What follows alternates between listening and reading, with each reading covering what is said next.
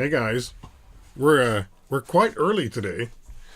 I guess it's to make up for the times I've been late. Well, not late, but later. Let's see if everything's working, because I cleaned up the office, or the garage studio, this week.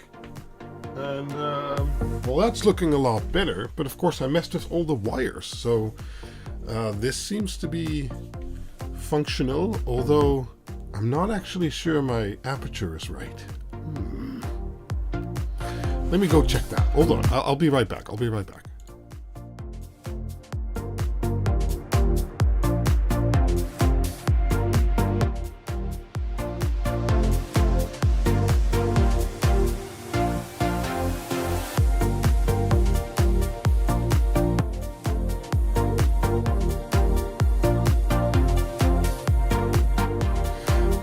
I was right. It wasn't right. So now we need to do the final adjustment here. And then we need to hit this button. No, not right there. That's right there. There. That should do it. Okay, let me tone down the music a little bit. Cool. Video good, audio good. Yes, but I was like, there was too much in focus. Like the LEDs behind me were in focus, and I like them, you know, being slightly unfocused because it makes them look pretty. But audio looks good. Levels look good. I'm recording. Oh no. Uh-oh. There is frame drops because I messed with my encoder. Hold on. Stop recording. I don't think I have to stop streaming. I just need to change the recording stuff. Start recording. Reset. That might have fixed it.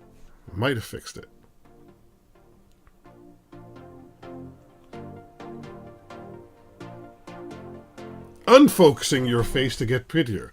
Well, the camera is on eye detection mode, so yeah, I don't know. Okay, this seems to have fixed the encoding lag. I was doing double frame or double pass encoding at full resolution for my recording. That's not going to work. My poor no, it's not an RTX. My poor GTX 1080. It can't handle that. So now it's doing quarter resolution 2 pass, and that seems to be working. That's good. Nice. So, how is everyone doing today? I am actually doing a lot better. So much that I actually did some work this week. I was sick for quite a while, which kind of sucked. But I'm feeling a lot better, so that's good. I like that. Well, who wouldn't?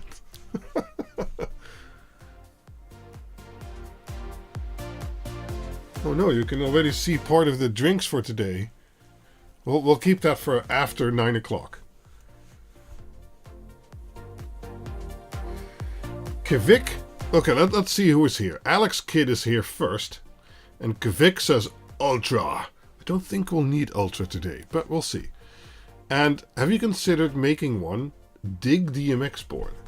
Well, I've considered it, but I don't actually do anything with DMX, and I don't know too much about it. I'd have to investigate it. And so, no, I haven't made one. So, because, you know, we use SPI lights. We don't use DMX lights.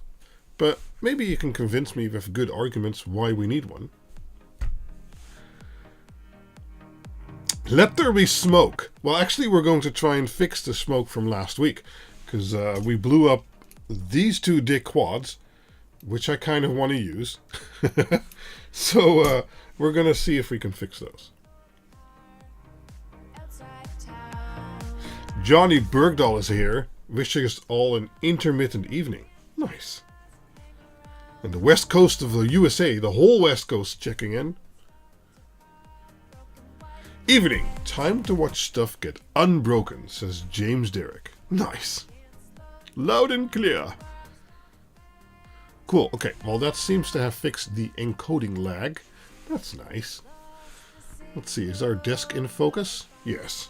And it's lit. It's lit. Our desk is lit. Nice. Okay, cool.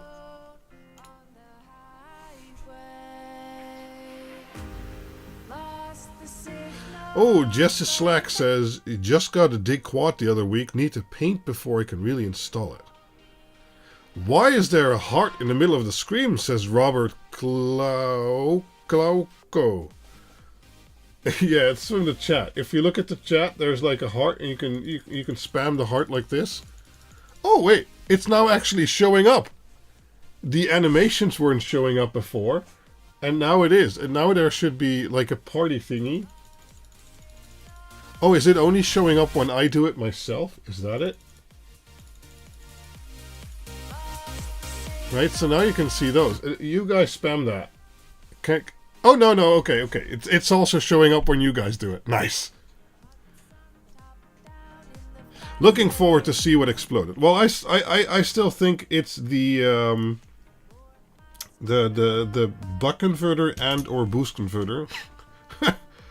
So we're gonna look at that. I have that disabled in Chrome, but I can't remember how I did that. Oh, okay.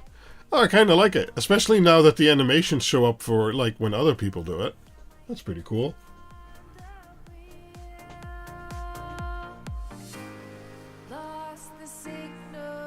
Lost the signal? No.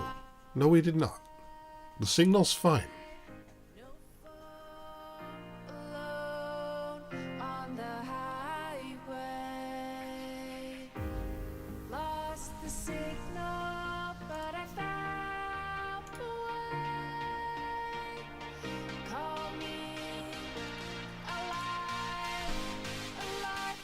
So we have 35 people here already. Oh, it's 9 o'clock. We can look at a drink, or we can take a drink because I'm kind of thirsty. But today we have some special drinks. So a friend of mine came up with this, and she said, like, I was in a shop, and I know you like drinking weird drinks in your live streams. So she got the Coca-Cola Zero Sugar. That's good. 3000, okay, and it's future-inspired flavor co-created with AI.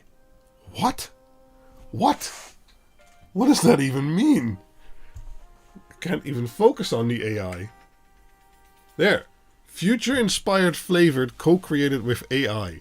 So we're going to have an AI-powered live stream. Maybe I should have put that in the title, huh? AI-powered live stream. We draw hundreds of people. Because of the AI buzzword. So I'm really interested in this one. So that's what we're going to try first. That's what we're going to try first. And then I also got this one. It's Fanta, but it's Fanta question mark. What the Fanta? So it's purple. It's really purple. And it doesn't really tell you what's inside. So we have two perfect mystery drinks today. One is co-created with AI. I mean, if AI buzzwords are anything, this has to be the perfect drink here. Future-inspired flavor co-created with AI. I mean, what the hell's going on? What is even happening?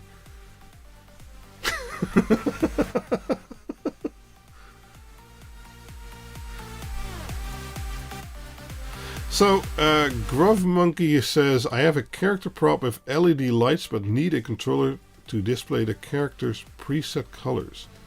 Is there an inexpensive controller that can do this?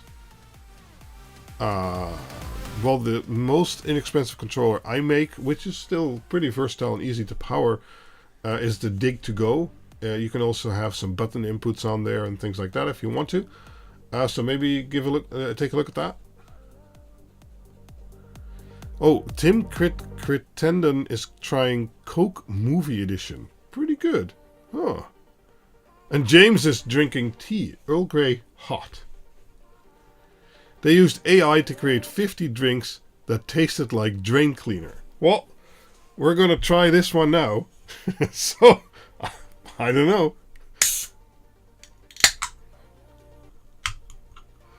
If I die, you know the AI killed me.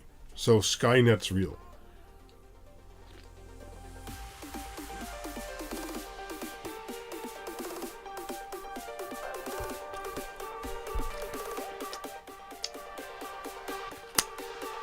don't know about that one. That's a bit, it's a lot of flavors altogether.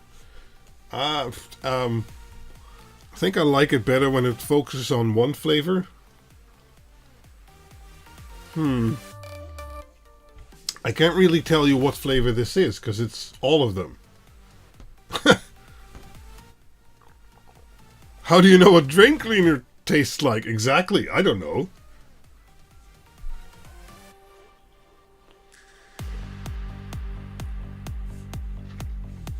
Now, Christian Iverson, we had the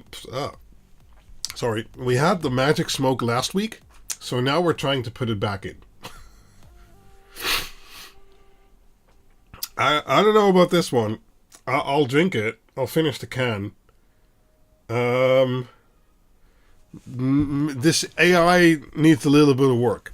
This AI just like threw the whole kitchen sink in there, including the drain cleaner. Oh yeah.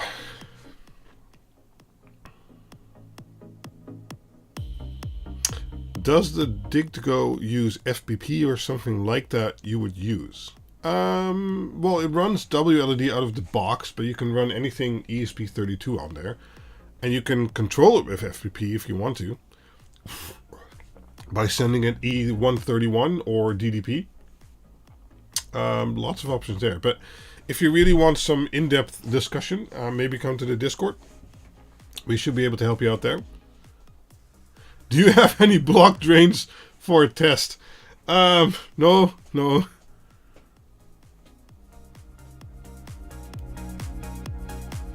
A large cola model.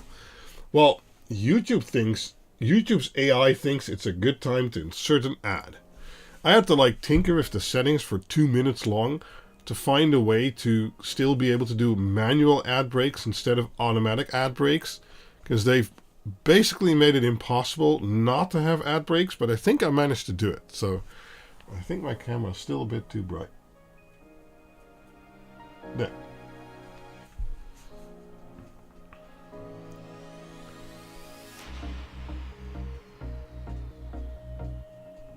Hallucinating non-working solutions. Yeah, exactly there, Johnny.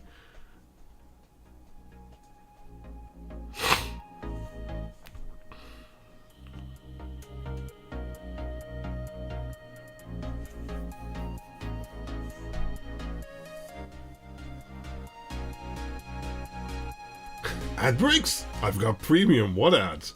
I run premium too. I watch enough YouTube to, afford premium or make it worth it. And then, my girlfriend, my dad, and people use it because it's a family account with 5 or 6 members. And that makes it worth the price. For just one person, it's pretty expensive. But if you can share with a few people, it's okay.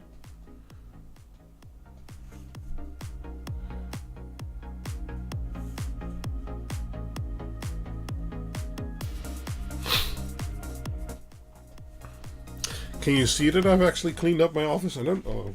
I can actually, the floor is, clear. I can actually walk here now. It's amazing.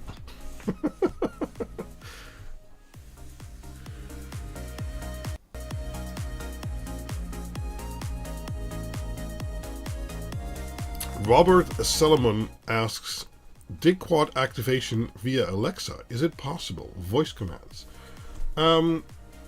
The easiest way, I think, is probably through Home Assistant.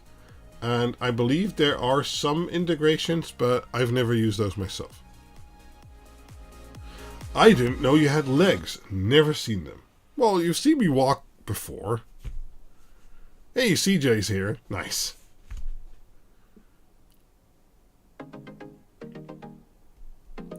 So I also rearranged my whole desk.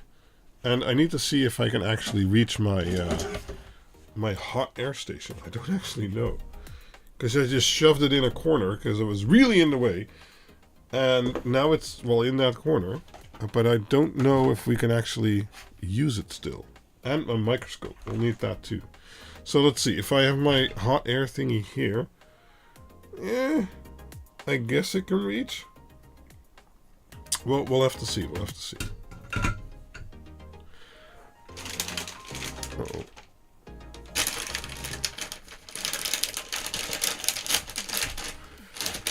There.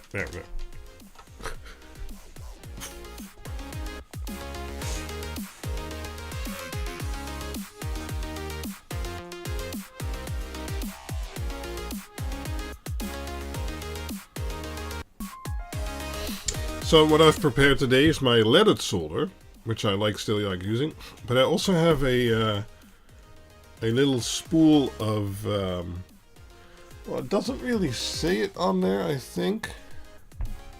Let me check.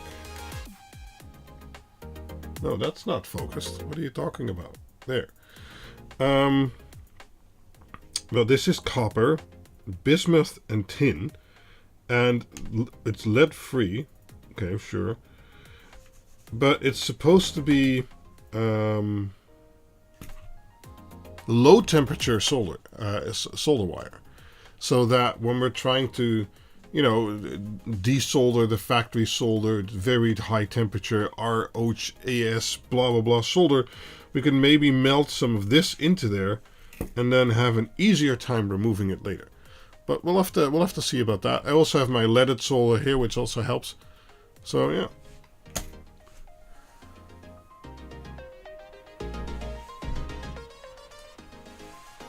Must be an Elon related X. Yes, I had X. This is XW6. So it's like, I can place 6 Twitter or X messages now.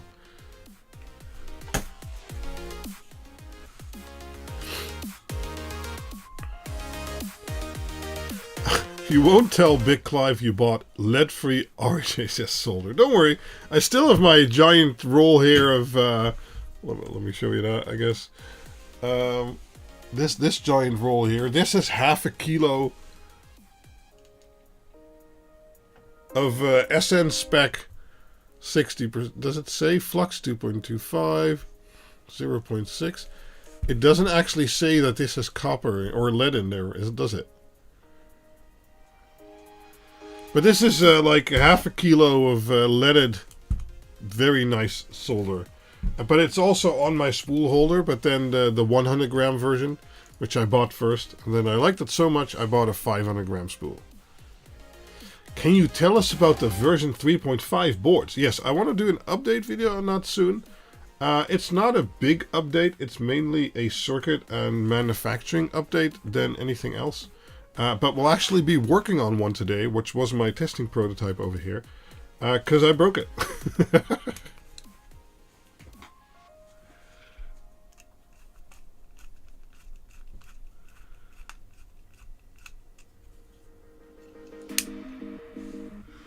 I don't like the smells of burning solder, but, it's a necessary evil. I don't mind it. It depends on some flux compositions I seem to be slightly allergic for, so I need to watch out for that, but otherwise it's fine. I hate my new solder. I want to take it out to the woods and shoot it. Fortunately, I don't live in Texas, so I don't have a machine gun. What? Yeah, I also have like spools of high quality leadless blah. I don't like that stuff. I mean, there's probably even a spool here still. And what's this stuff? Oh, this is desoldering wire. Well, no.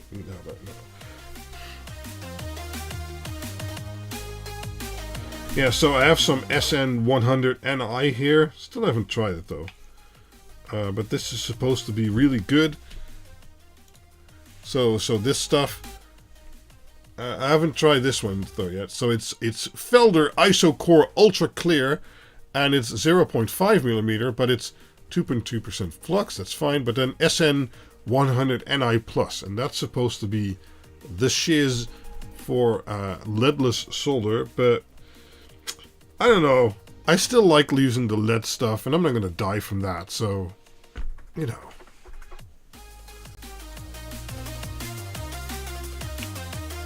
Yeah, the old stuff probably has more genuine rosin in there than current stuff does.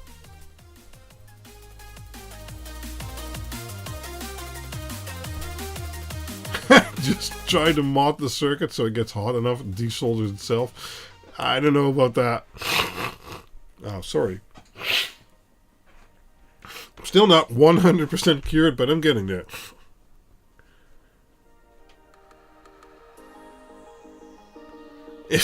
If Emil Bart hates a spool of solder, he just points his heat gun at it and all is solved.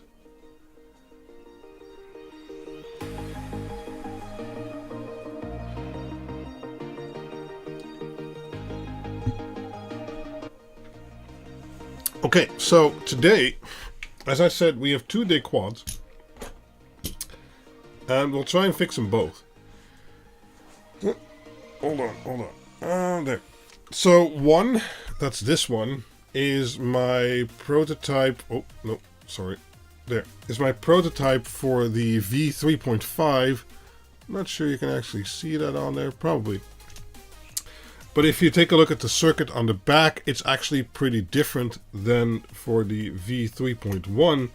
And this is a 3.1 or 3.0, but didn't change here. And that's because the circuit is now mostly similar to how a DIG Octa works, because it has a slightly upgraded circuit where this one starts to get in trouble when the V in is about 4.5 volts. This will do about 3 volts in and still make 5 volt out. So it's a little bit less susceptible to brownout situations and things like that. Yeah, so let's try and fix this one first, because I know how to find that chip the easiest. Right, let me find the right box for that. Can you see the... No, you can't see the boxes. Let's see here. What box do I need? Buck and boost converters. That sounds like the right box that I need, doesn't it? Okay, we have the buck and boost converter board, and the first thing I'm going to need is an MT3608 from head. Yes, an MT3608. Because what we think happened last time is that we blew up this MT3608 with a too high voltage. And in testing, when I was designing these boards and selecting chips, etc., I indeed noticed that when you put 28 volts or something like that on this chip, it will cease functioning.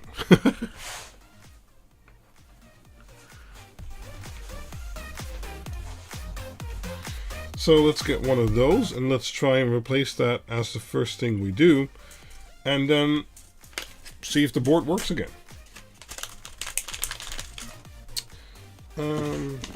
So I'll keep this box here because we'll need it again. Think. Paul T asks, do you have anything you can share around the stock of ready-made analog boards? I do not yet. Although we have made some progress on the issues I was stuck on for the past few weeks or months, actually. So I'm hoping we can proceed further with that with actual production. Because most of the technical stuff is done. We're just really stuck on the case design and production. So I really hope we can, get over that hurdle soon. But we made some good progress on that the last 2 weeks. So.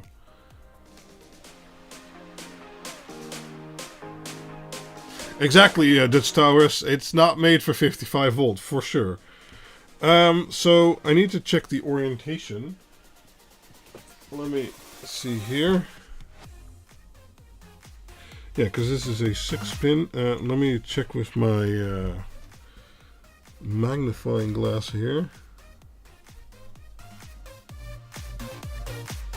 Okay, so pin 1 is supposed to be over there. And now I need to check this one. Okay, I think it's...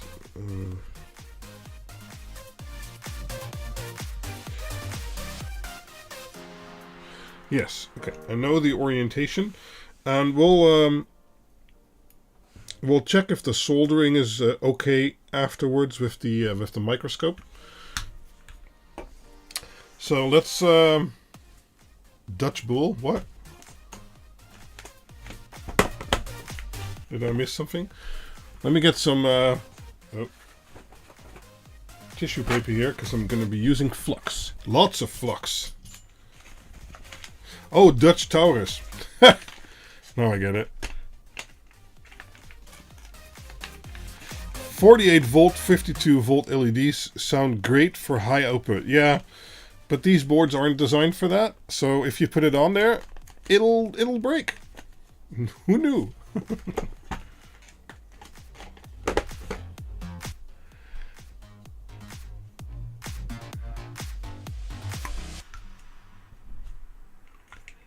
So now I have no idea how hot this needs to become to actually desolder, because I don't know with what solder this prototype board was produced. But let's put some flux on there and let's zoom in so you guys can see properly. There. And well, you can see which chip we're going to be replacing. That's this guy over here, right? So let's turn on the hot air station, or let's turn everything on.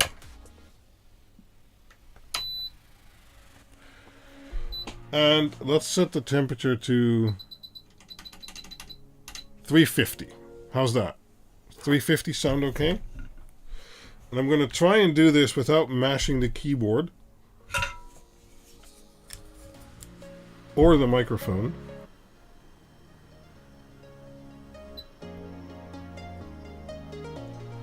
So let's see if we can get this desoldered.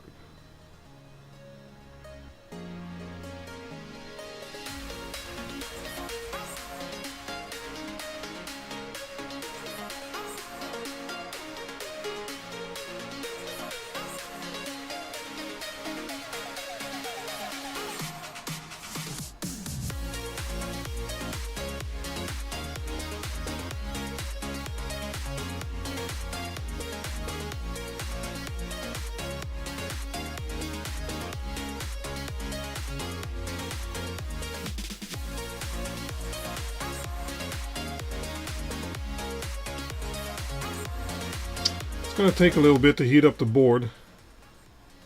Because, well, I guess we can spill secrets, huh? One of the changes for the version 3.5 is that we've gone from a 2-layer board to a 4-layer board.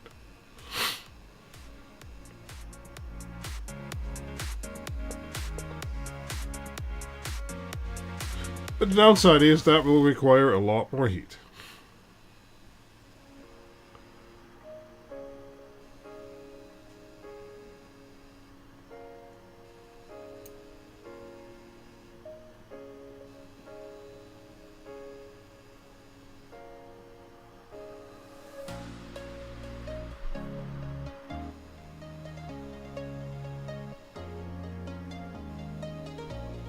No, I can't really put it on the hot plate because the way it's constructed.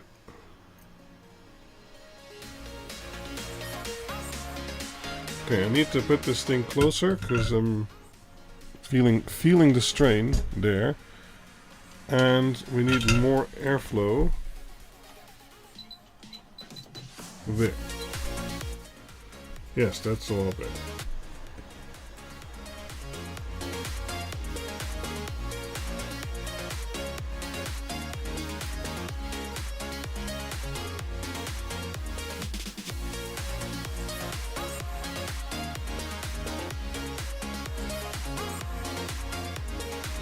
Yeah, it's on there good.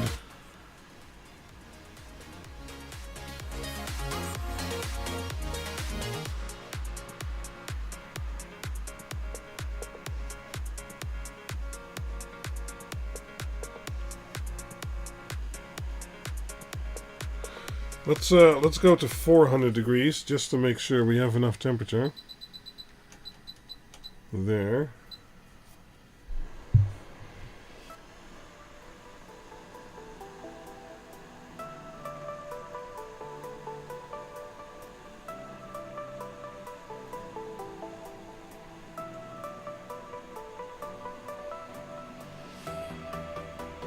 Okay, I think it's melting. Yes, I've got it. So now let me add some flux here. The board's really cooking.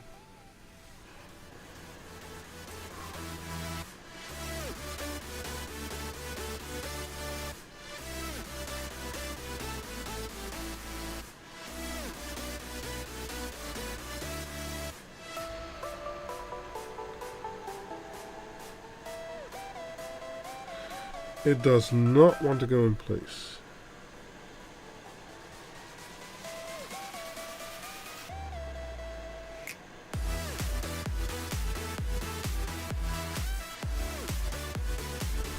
Ow.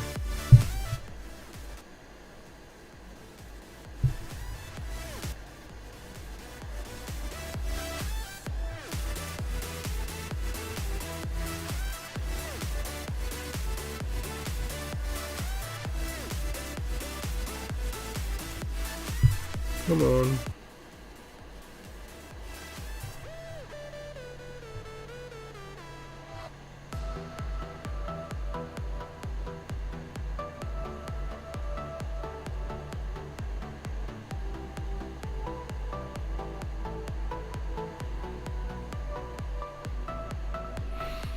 Okay, need a bit more flux.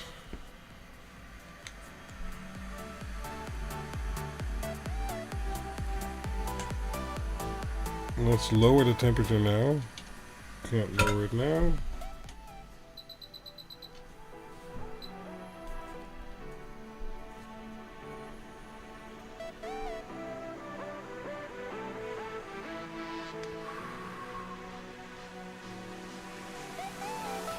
Come on.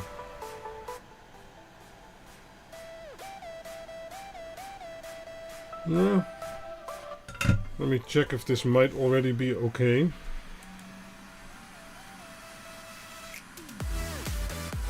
Nah. It's still skewed. Still skewed.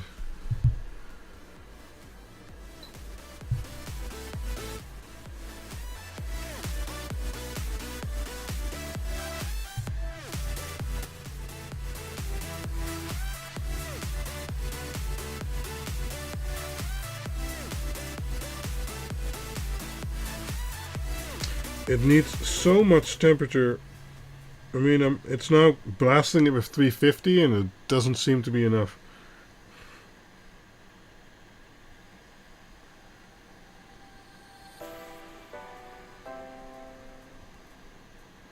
No, back to 400.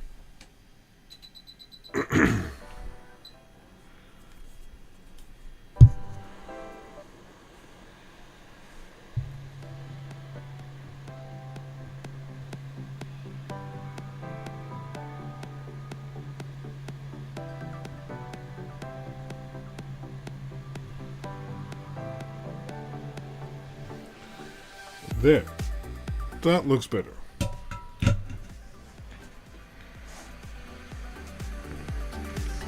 Yeah, there's two extra planes in there now, so there's a lot of ground plane. So let me verify that.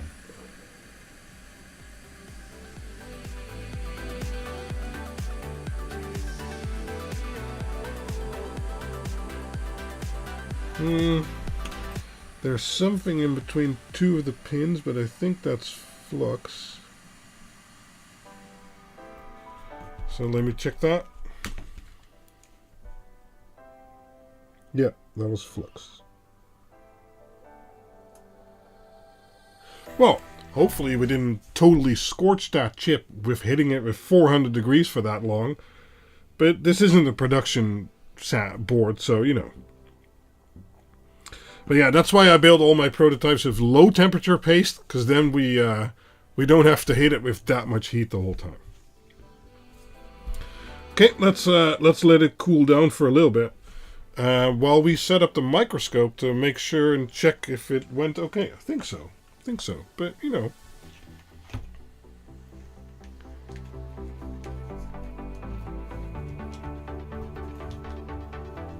Lung-powered fume extraction. Yeah, maybe I should have used some fume extraction.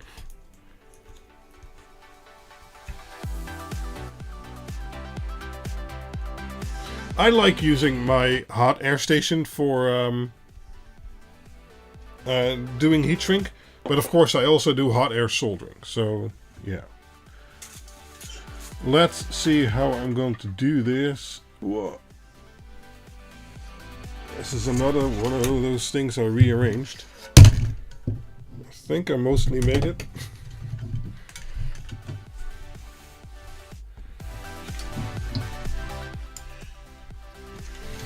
Okay, I need some power.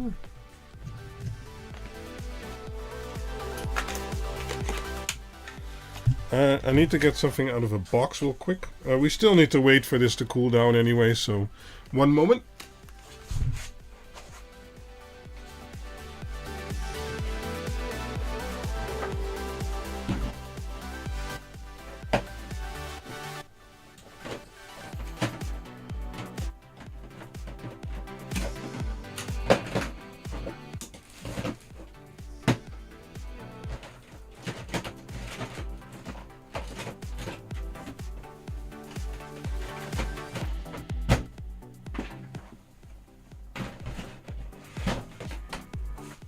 There. Because a modification I still want to do to this microscope is currently it needs 2 power plugs, and soon it'll need 3, and that's just too much. So I want to consolidate those, but I think it's in the Quinboxed already, but I haven't done the Quinboxed yet, so it's in the package pile. Whoa, hold on. There we go.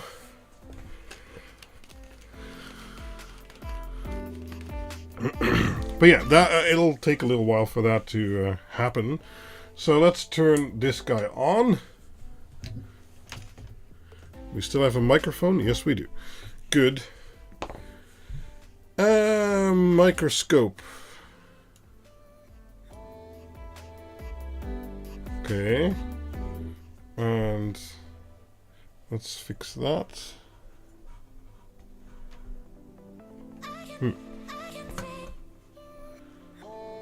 Can't go high enough, it seems. Oh, okay, I was already too high. So let's zoom out.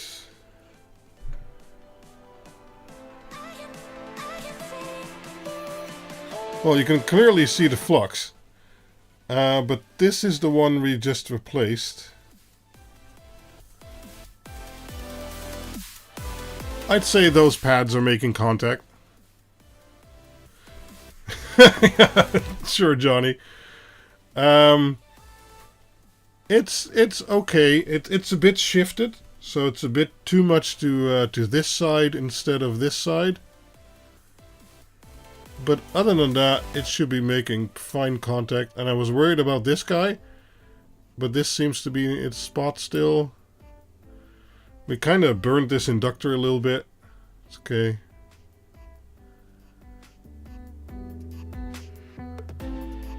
Yeah, that looks pretty good. Top left? Oh, you mean this pin?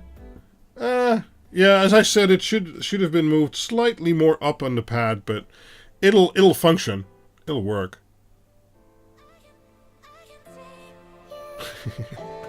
Okay, so let's get the microscope out of the way again a little bit. Turn off, please. There.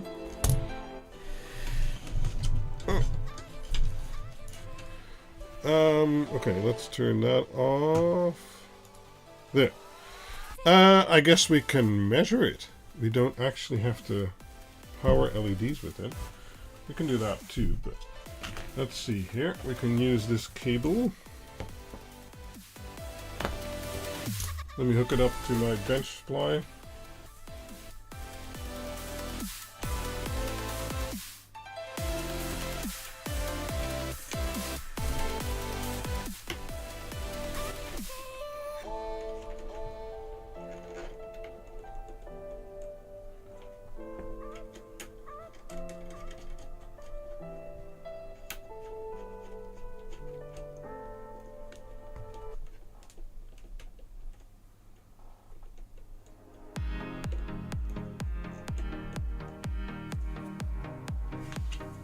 Oh, I call it burnt, but it's likely indeed just some flux that has, you know, discolored it.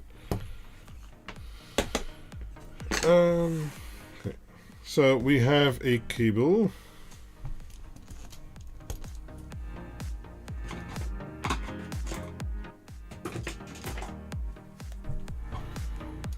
Positive.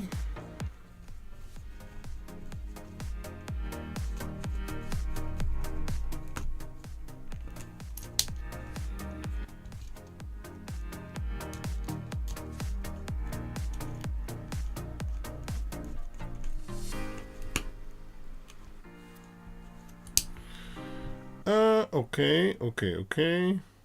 Yeah, that's okay. Let's start the multimeter. And let's make sure you guys can see it too.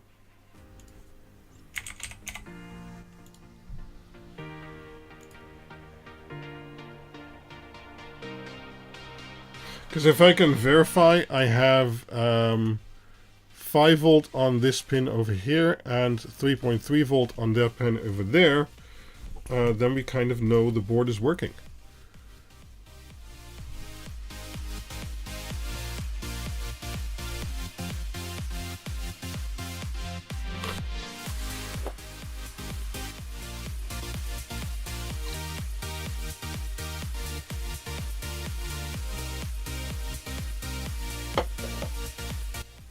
Okay, multimeter. Yes, good. Let's turn on this supply.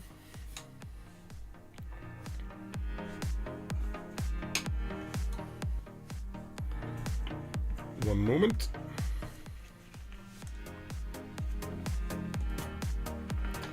Those are also all rearranged on the desk. It's a lot nicer now. A lot more space over here. Well, you can't even see. So, over this side.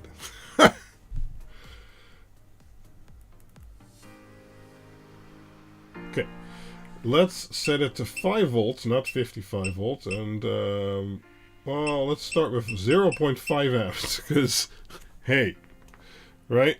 Okay, let's turn that on. Nope.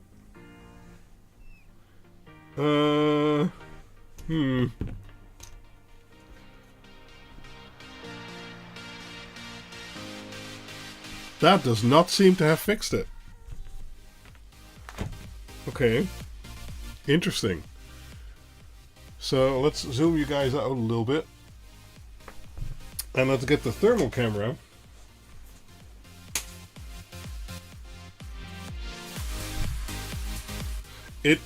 Oh, no. Can't see my phone password.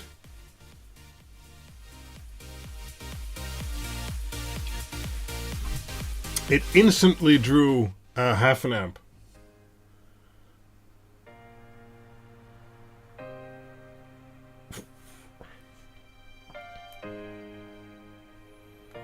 So let's see that again, but then with a thermal camera on there and see if we can spot what's getting hot.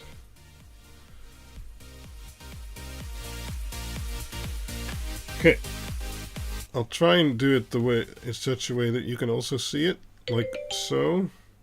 Okay, let's turn the power supply on. Okay, instantly warm. Yeah, it's instantly drawing 1 watt. Okay, the DC chip is instantly 70 degrees. That's not great. But then I wonder, there's no ESP on there, so that can't be the problem. But then what is?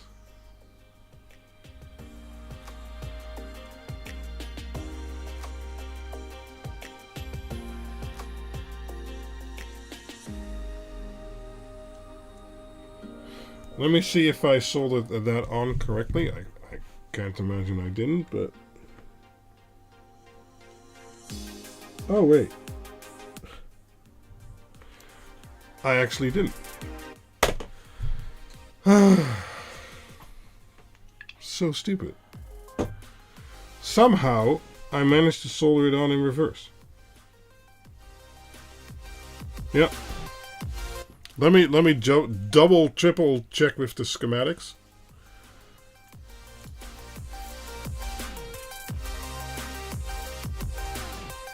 How did I screw that up? I checked it, didn't I?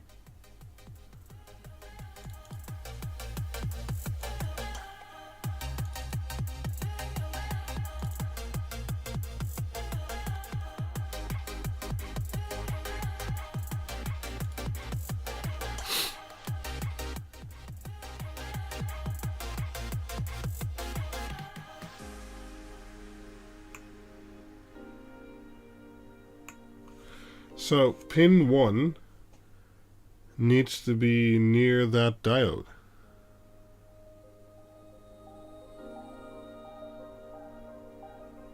and near to that. But it's not. Jesus. That's so stupid.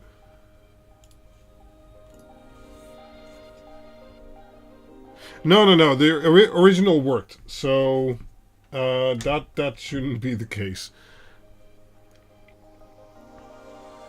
Hey there, Sean. Yeah, so back to desoldering this, I guess.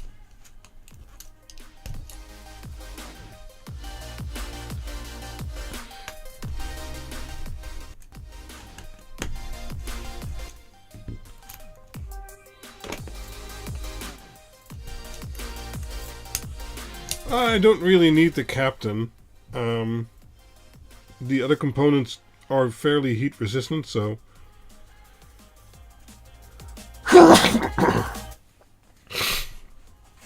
Sorry, still dying here.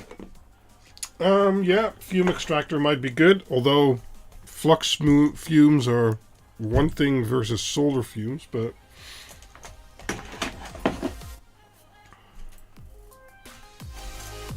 Thank you there, Eric.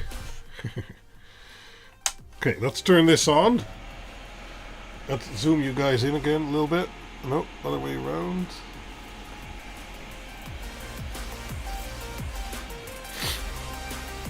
Now the question is, do we get a new one, or do we rotate this one?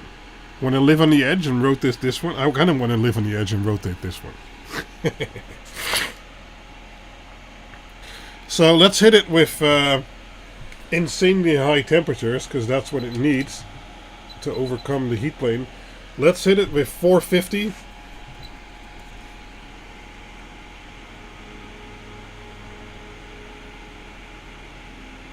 Because then hopefully we don't have to heat up that whole plane. We can just melt the solder on top.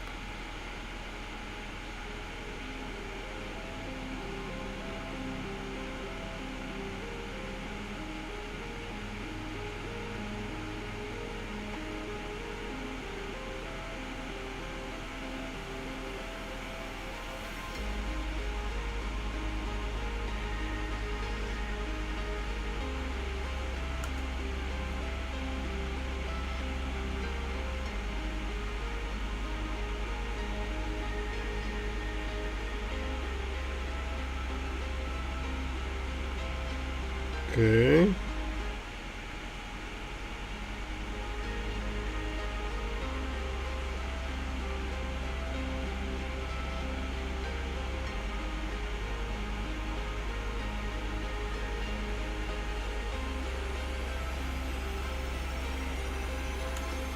There. Ow, ow, ow, ow, ow, ow. Yeah, okay. Places I didn't hit are also hot because there's so much ground plane. Okay, let's cool it off. It's on a little bit skewed, but I think it's okay. I'm gonna use my my fume extractor here to cool down the board.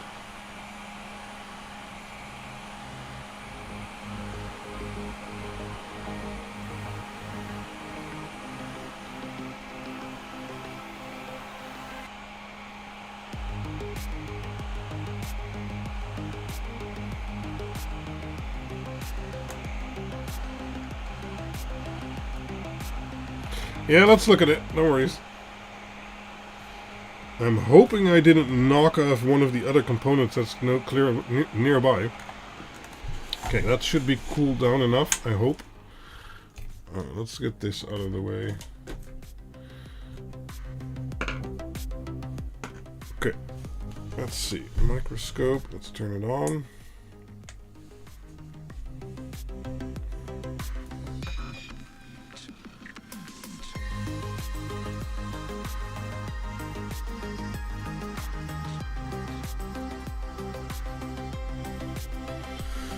Let's see, where is that chip?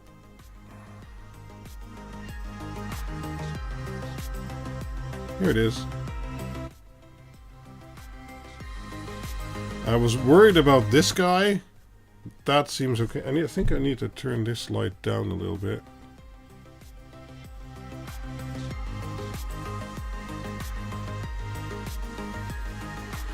Okay. So I was worried about this guy because I hit it, but that seems fine. This one still seems fine. This is fine. That's fine. Yeah. And now, well, it's a little bit skewed on the top. All the legs are making good contact, I'd say. And that should work fine.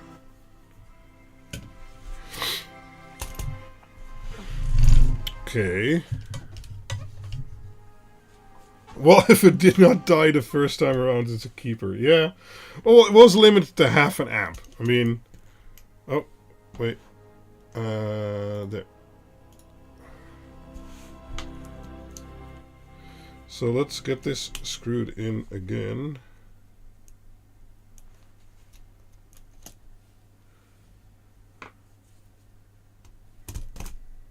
Oh.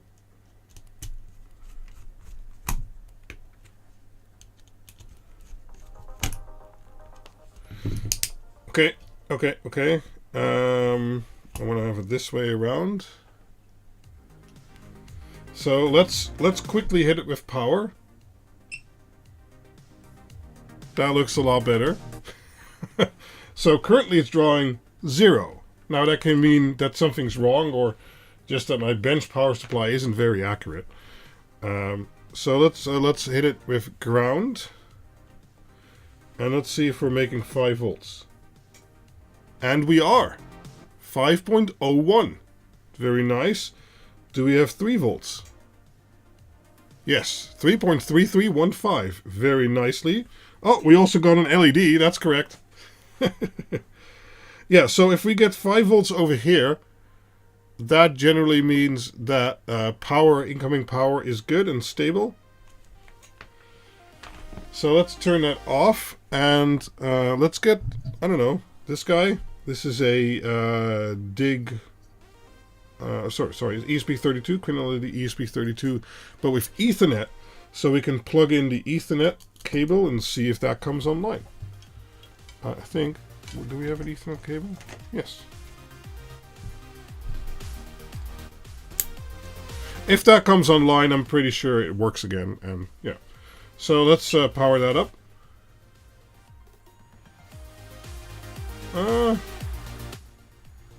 It did something.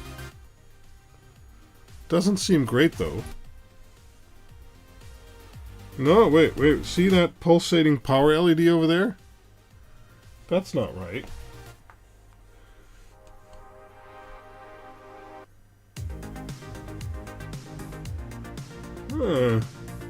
Now we're only getting 2.4.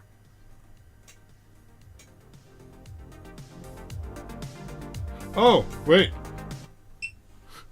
We're still limited to half an amp. Hold on. Let's give it 2 amps. Go.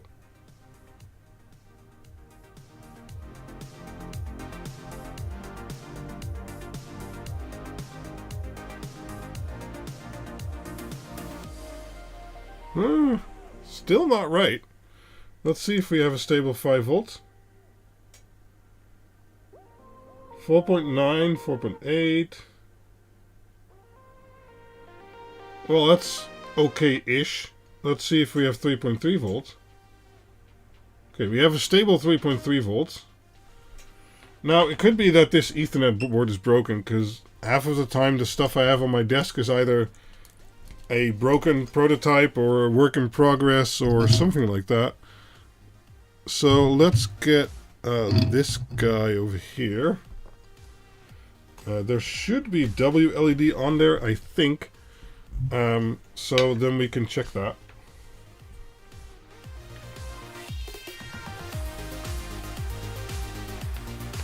Yeah, exactly, Robert. The 500 amp limit was probably not allowing it to boot. So let's see what it does with this guy.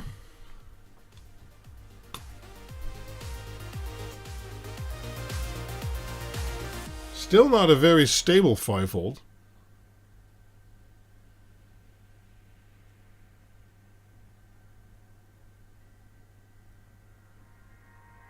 But that does look a lot better. Let's see if it came online. Hold on.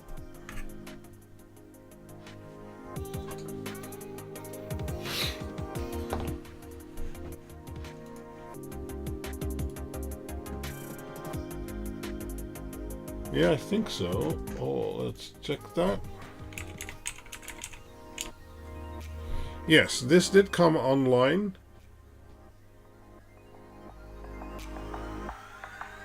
So is this a borked Ethernet version? It's possible. I don't actually know. Well, I guess I can power it using USB-C and find out.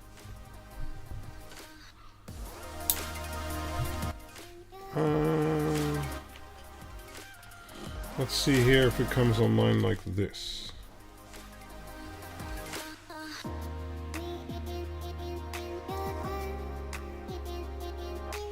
Okay, so this guy, hold on, where is it? Okay, so I got an IP, so that seems to be working on USB-C. So if that's working, it should also work on the board.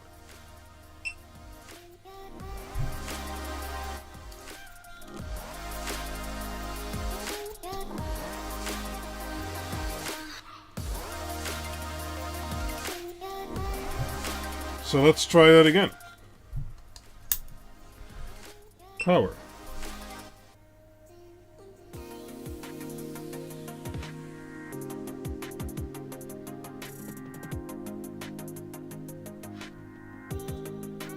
It's trying to turn on, but then it turns off.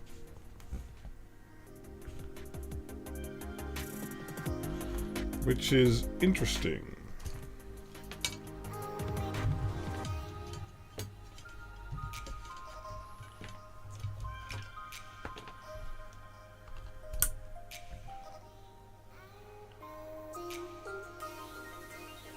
Okay, so I was wondering about that. I have two Ethernet plugs here on my desk, and they go to different things.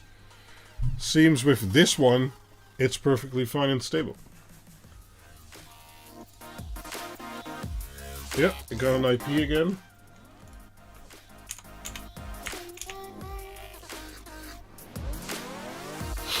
Can't reach it though.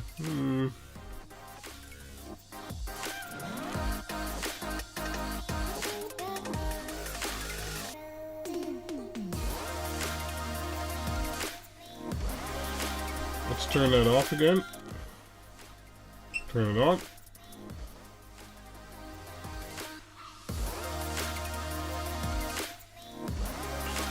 No, something still isn't right.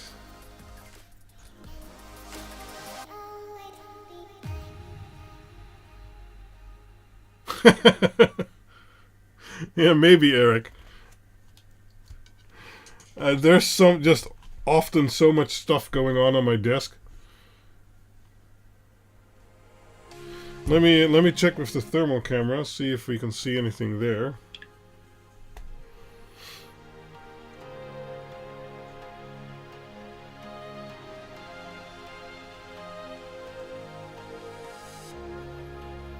Yeah, no. Something is wrong. I don't know if you can see that, but it is currently 99 degrees. The inductor is 99 degrees and the chip is 88 degrees. So we probably fried that inductor.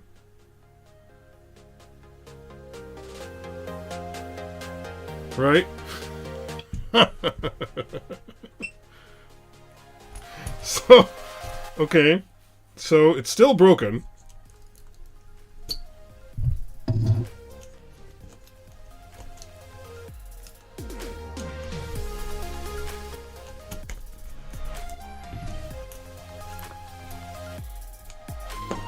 Well, this was a let's try and fix it stream. So now that we know that we fried the inductor likely, do we want to try and replace the chip and the inductor?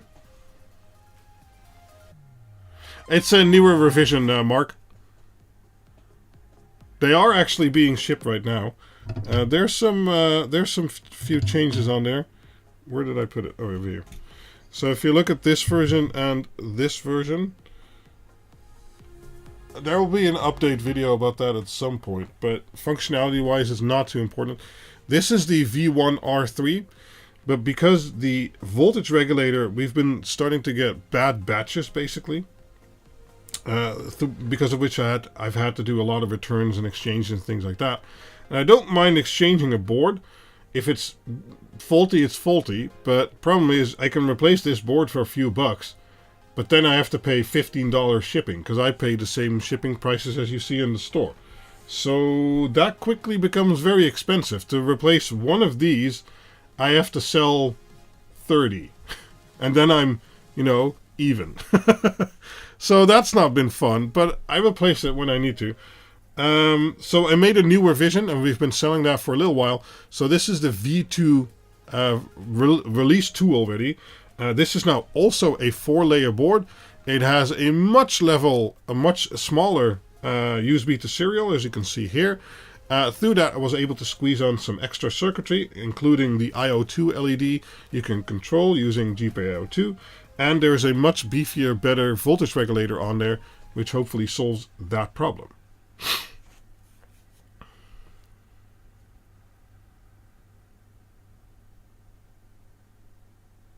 No, there's no circuitry on the pin, there's just an LED on there, and that's it. It's a very small, low-power LED, so there's also, because of that reason, no pull-up or pull-down.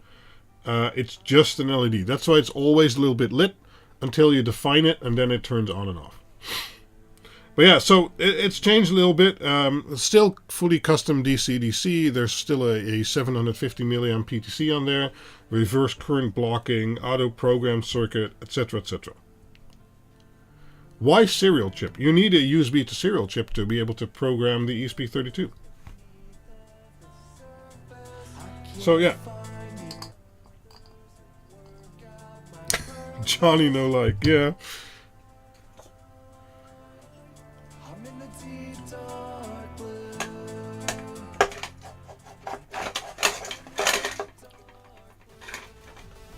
So, we kind of need to replace the chip and this inductor now. Okay, that's the last try for this board. And in theory, new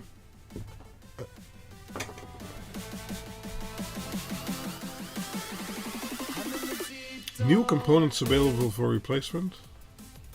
Why not use an ESP32 that does not need that? Well, that's not really an option. The ESP32 is the ESP32.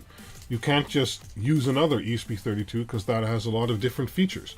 And in fact, none of the other introduced ESP32 variants can do LED driving better than the vanilla ESP32. So let me get an inductor.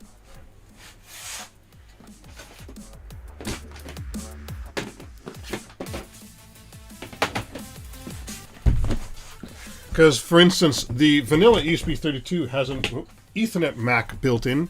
None of the other ESP32s have that. So if you want to do anything with Ethernet, you need the normal ESP32. The normal ESP32 has 8 RMT devices, which we use to drive LED channels. That's why the DIC Octa has 8 channels. All the other ESP32s don't. They have a max of 4, and most have only 2. So they're a lot less suitable for that. And well, there's multiple reasons. I believe we used a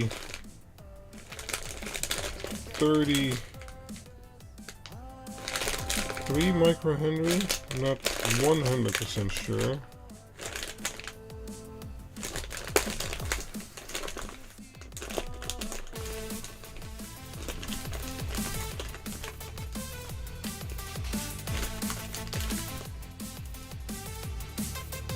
Let me check what I have in my bomb.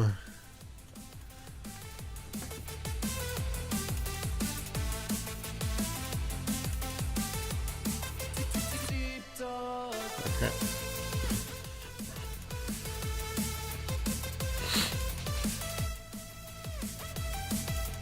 $22 microhenry. Okay.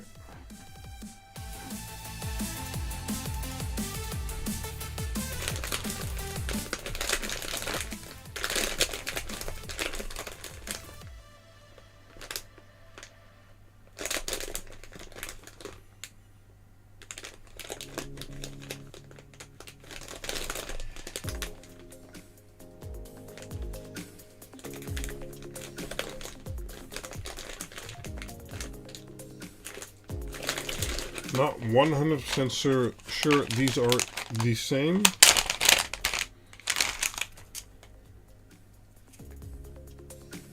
But they should do.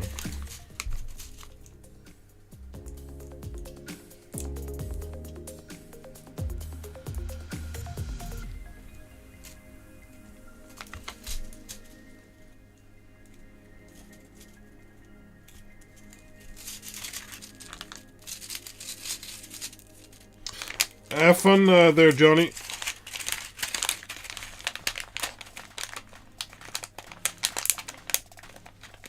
No, Joey, the ESP32C3 cannot do Ethernet. There is no ESP32 other than the ESP32, which has an integrated Ethernet MAC.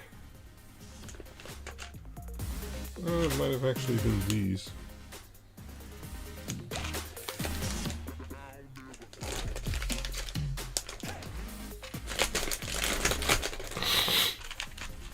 And the C3 certainly doesn't. I don't know. They're releasing some very high power chip, which nobody asked for. But yeah, I really wished it release another ESP. Oh, it's these. Okay. Yeah, I need to get these. Okay. To ask, what do you want to ask there, Sammy? Okay, I need these.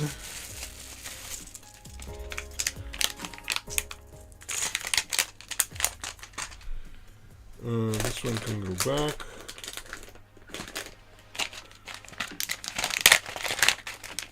Yeah, but how is it connected, Joey? Is it using SPI maybe?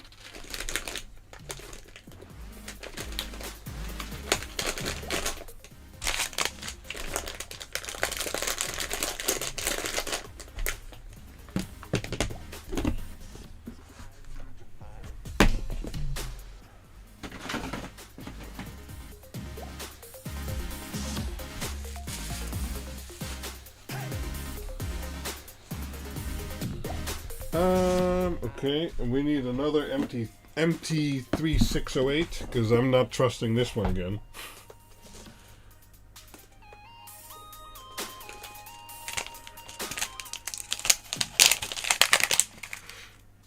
Yeah, Stibok, they have the ESP32C6, which indeed has a Zigbee radio, Zigbee 3.0 inside.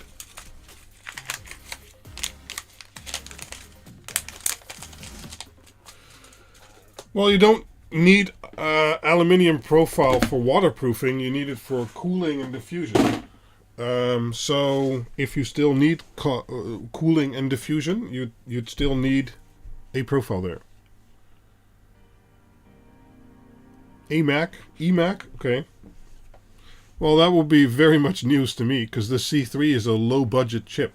And I know it has onboard serial. I've actually used the C3 in a product. But nothing in the datasheet states towards that. So, yeah. That would be very much a surprise to me, and I've read the ESP32 datasheets quite thoroughly.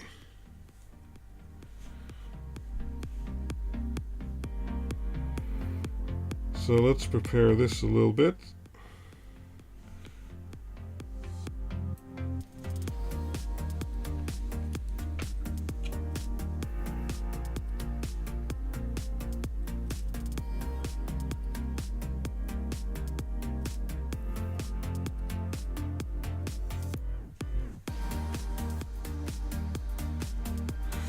There.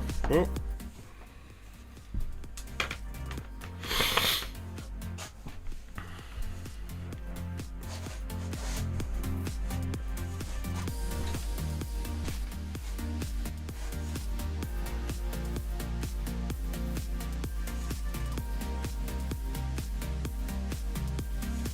I generally use Xconnects outside. That is true. But do you mean it's too thick, or it's not that thick, or? Okay. Let's get these two off and then put the new ones on. That way I don't have to blast it with heat too long. And when they're off, I'll hit it with flux. We're still at 450 degrees, 50% airflow.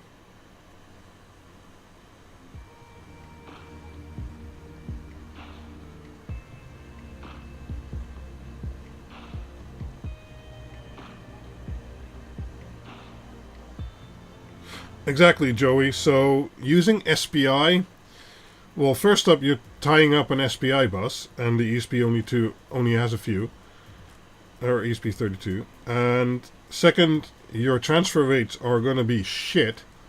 And third, it's going to use a lot of resources while doing those transfers. So that might be fine for turning on and off a sensor and something like that. But if you're pushing a real-time pixel stream over the Ethernet like we're doing, that's a whole different story. Okay, we got them off already with the higher temperatures, so let's first put the chip in place. Stop.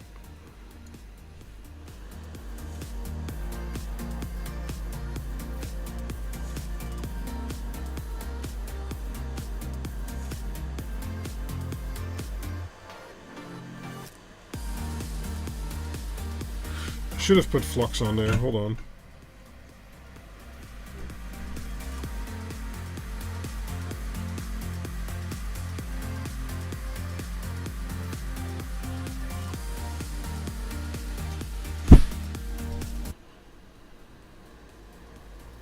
Oh, now I don't have my my solder sucker.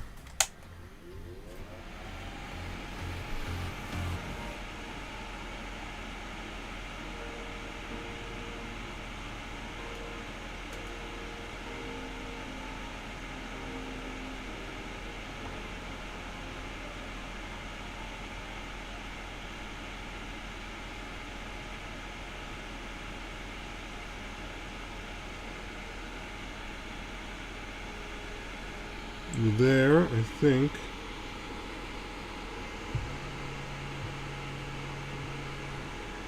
Sorry if I'm hitting the microphone.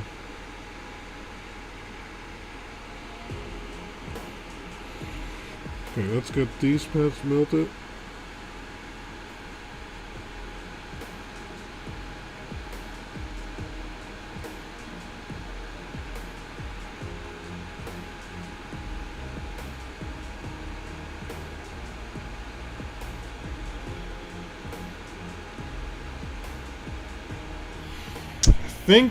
I think it's okay-ish.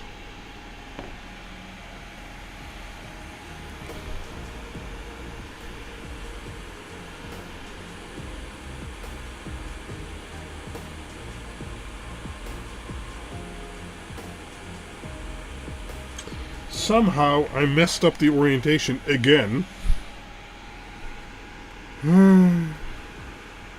Hold on.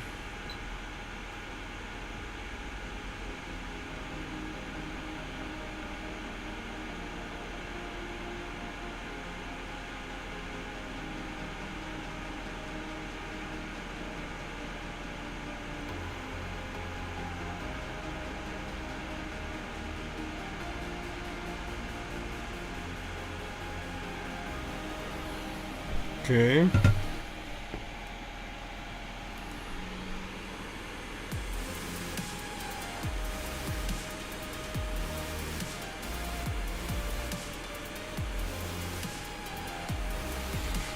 think that's correct. Let's have it cool down a little bit.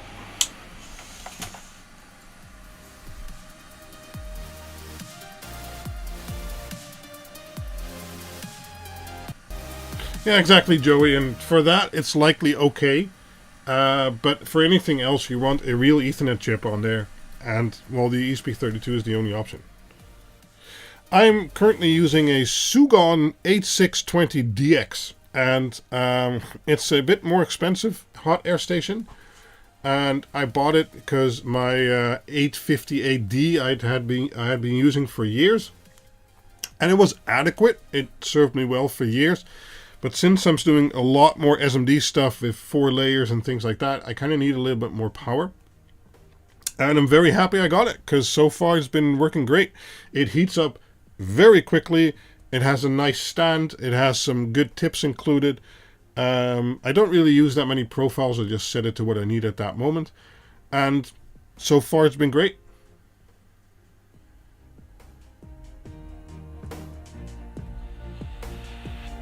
Well, it's not that I don't know which pin it is. It's the problem is the pin on the chip. And the marker on the chip is very shallow, or whatever you call that. So let's take a look with the microscope. And here's the chip. And as you can see, even like this, I can't really see what pin 1 is.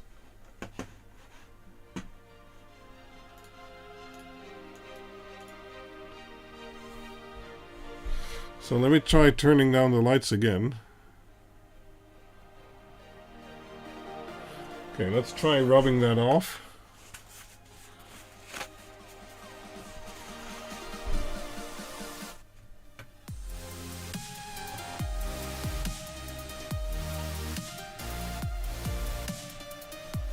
Still hot. Ah, there we go. Okay. There was flux residue on there. Okay, so now we can at least see what pin 1 is, and we can see that it's in the correct spot. These are still fine. This is fine. This is our new inductor.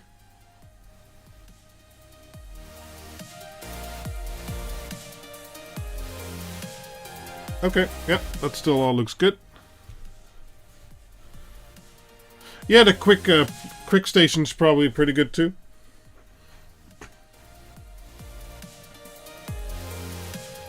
I just bought this Sugon during one of the sales and a special discount and things like that, and was like, okay, let's give it a try.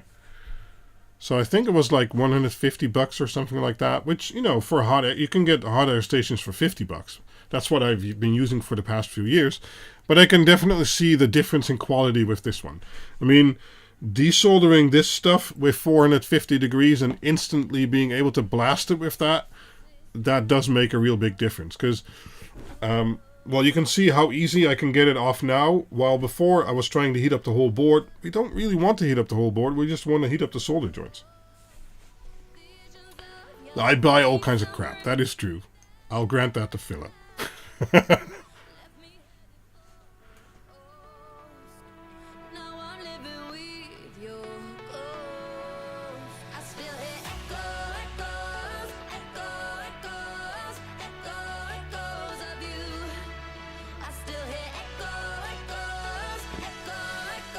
So I don't want to rapid cool it, because maybe that caused the issue earlier. So I'm just waiting for it to cool down a little bit.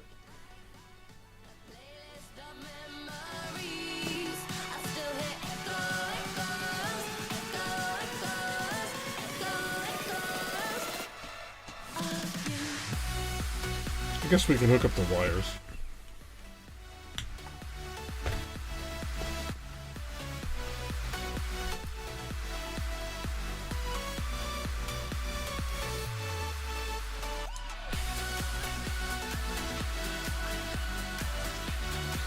Cool.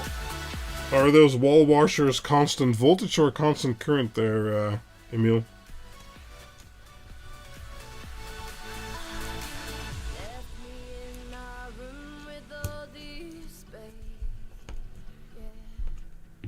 Oh, not sure why the Discord would mention invalid. Are you using the link on the Quinled page? So let's see what that board temperature is right now.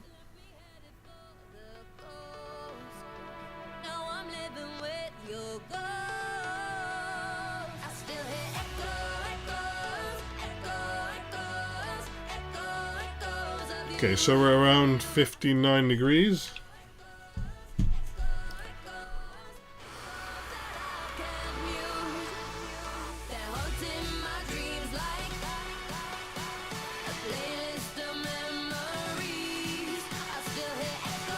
Oh, that's pretty cool, Emil. Yeah, then you should be able to use the analog boards.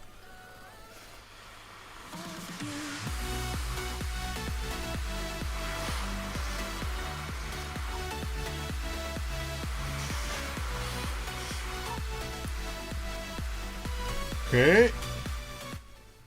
There. So let's first do a check again.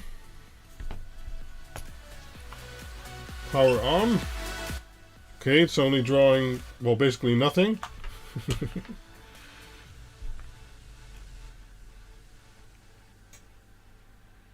Okay, that already looks better. 5.19 volts, and it should be about 5.12, but there's no load on it right now, so, okay.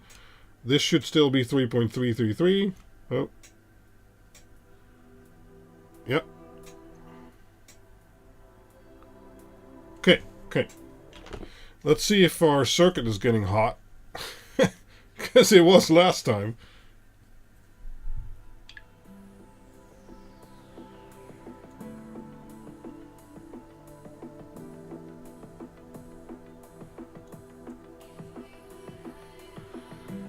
Well, so far components seem dead cold. That's good. Here's still some copper plane that's warm. Okay, let's turn that off. Let's just go for broke. Let's put Ethernet on there again. Let's take an Ethernet wire. Okay, let's turn that on.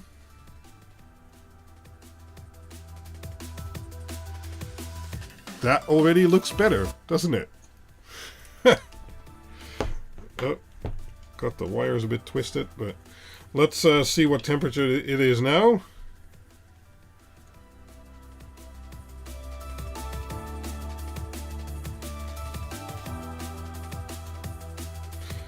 Yes, okay. Well, some stuff is still around 50 degrees. But, of course, the board itself is still 40 degrees, so that's probably why. And we're seeing 0.3 amps draw, 1.6 watts. That's about what I'd expect. Yeah, and this is still cooling down, so that's okay, that's fine. So, let's get this all twisted. Ethernet's still online. Let's measure the voltage. Now that everything's on there and online. That's what I'd expect. 5.16 volts. Perfect. And then 3.3 volts is still 3.3 volts. That's fine. Excellent. Okay. So now let's see if we got an IP. 109. I should have that open here.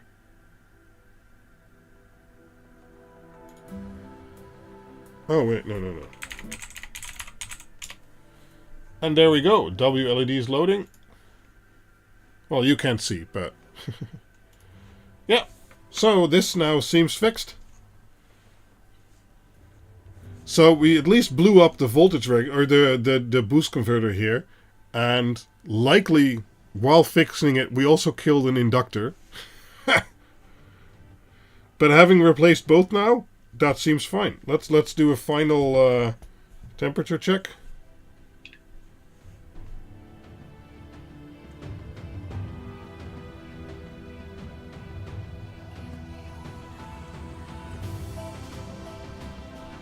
So let's see. Yeah, it's already cooled down a little bit. 42 degrees, 45 degrees, that's all fine. The board is still 43 degrees, so...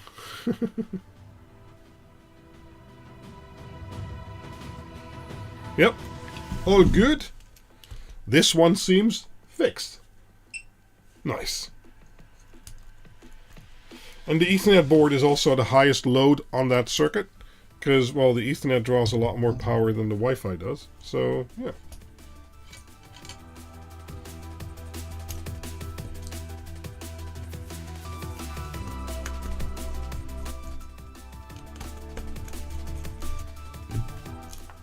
Ready to sell again. No.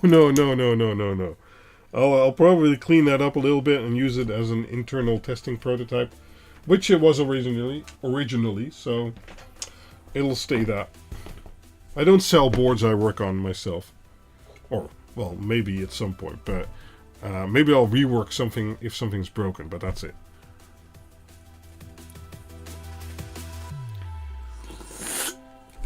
generally people who buy get a board that's pristine from the factory. I think that's fair. Okay, so fixed. Where's the other? Oh, here's the other one. So the other one is an older version, and this is actually the one I use for power testing. So it's actually an older version because there's no resistor switcher on here yet and things like that. So on this board, I think we need to replace this chip over here. Well,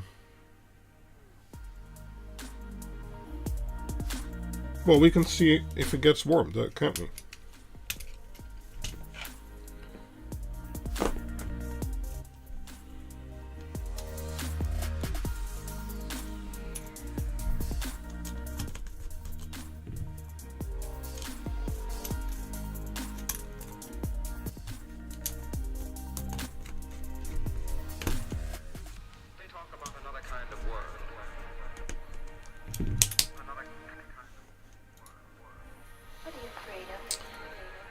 Okay, let's see with no load. Let's give it half an amp. No, wait. I said half an amp. Okay, it instantly takes in half an amp. Okay, well... it's clear we have a problem over here. Yeah, that's exactly that chip. Okay, never mind. That's fine. Oh, wait. It was drawing nothing? Now it's drawing nothing. Oh, okay. Did it fix itself? Let's see.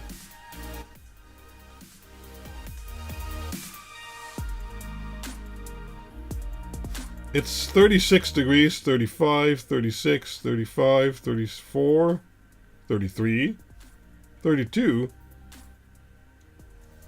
31. It's cooling down. Okay. Did it fix itself?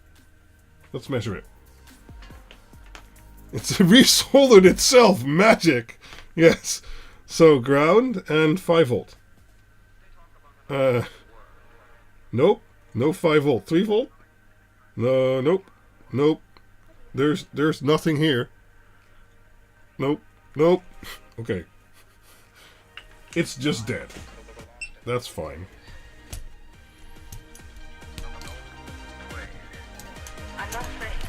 We can do a bulk deal there, Emil.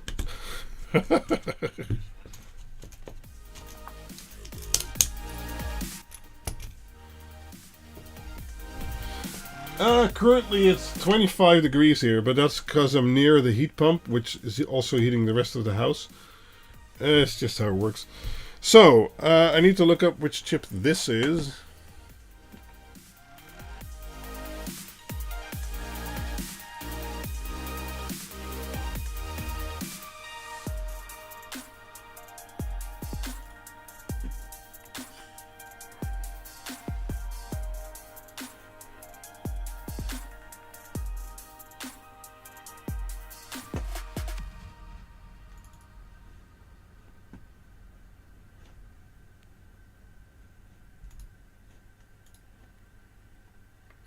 Right, this is a TPS 5420.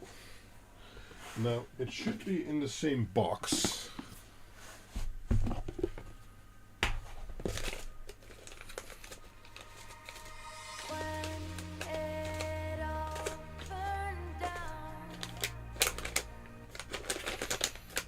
Although I'm afraid it might not be.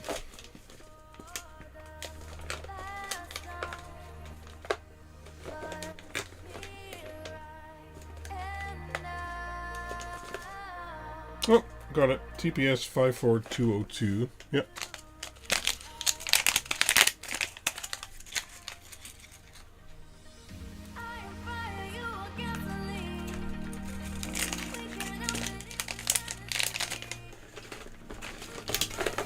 I'm glad I have my boxes in order.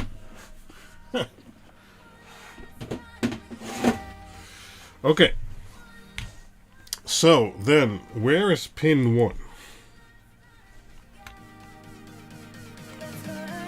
Okay, pin 1. Okay, let me make sure I can also see what's happening on the stream.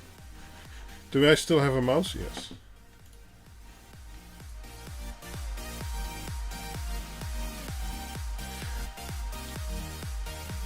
So pin 1 is this one over here. Okay, so bottom right. There's also a little dot there, I think. Is there? Yes, there is. Nice. I do such good work sometimes. Now let's see on the new chip. That means it needs to go on this way. No. Okay, no.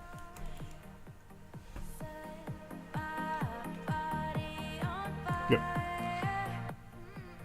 This way. So I'll put that down here.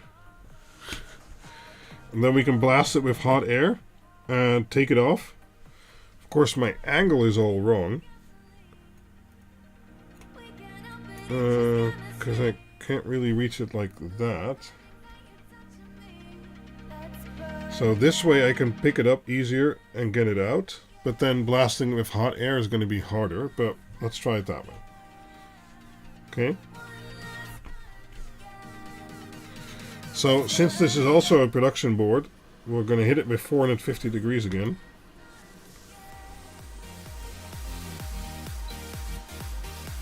To try and quickly melt the solder before heating up the whole board.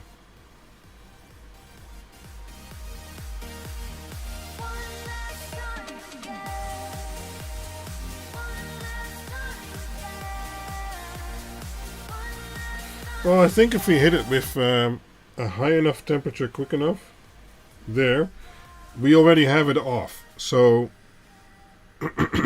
that's pretty good. Now let's put some flux on there.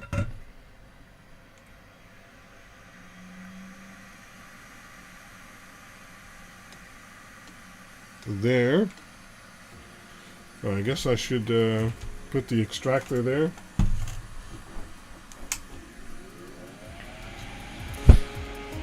And let's hit it again. Let's hit it again to solder those pads, or to flow those pads.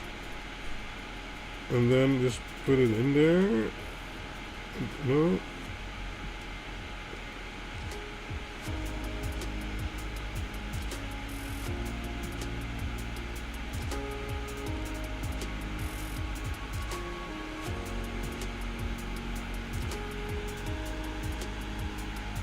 Okay.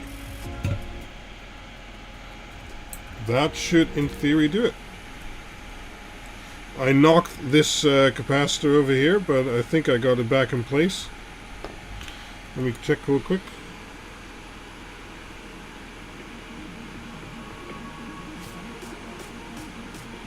Yep, that looks good to me. Let me cool it off a little bit. Yeah. Problem is, the first time I was too stingy with the temperature, because we don't really want to heat up the whole board, because we don't need to reflow the whole board. We just want to hit those solder joints, well, in this case with 450 degrees, and that makes them desolder a lot quicker than actually heating up the whole board. And then we can put the new chip on there, and yeah. So don't be too afraid of temperature when you're doing rework. That's basically the conclusion, I think.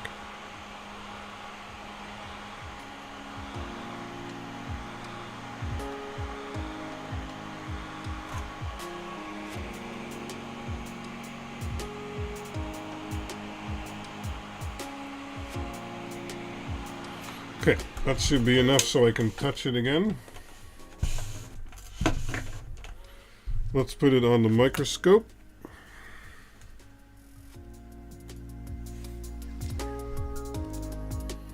Where are we? Oh, okay, let's go over here. That's an inductor. There. So, that's our new chip. I'm trying to find the marker for pin 1. I think it might be dirty again. Looks like using a wok. Hot and fast is good. Well, exactly.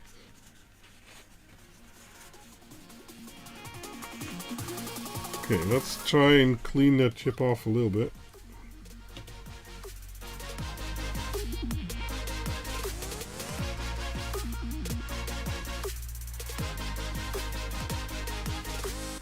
Logo.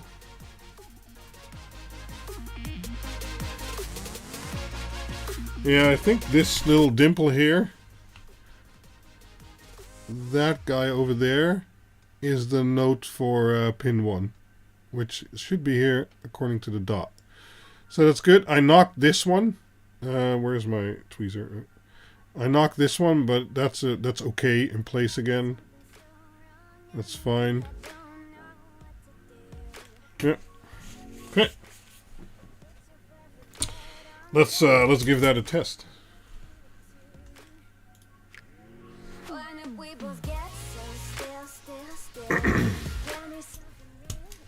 Like your wife? I know, man. Doesn't sound too bad.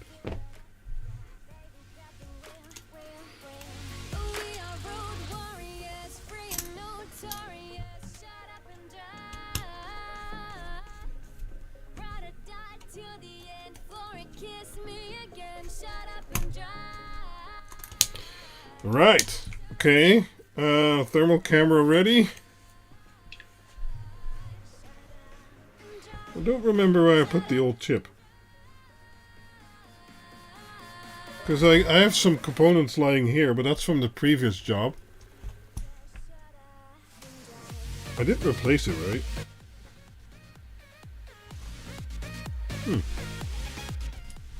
Oh, here it is. I was like, what? Where is it? Okay, thermal camera ready. 0.5 amp, go. Okay, it's not drawing any current. That's good. It's not very hot either. That's good too. Video frozen? No. Looks good on my end. Okay, let's... the LED is on. That's good. Let's see here. 5.10, that's decent.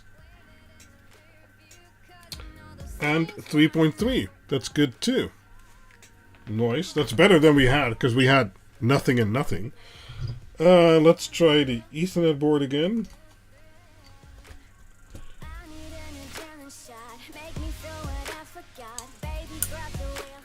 Okay, let's give it 1 amp.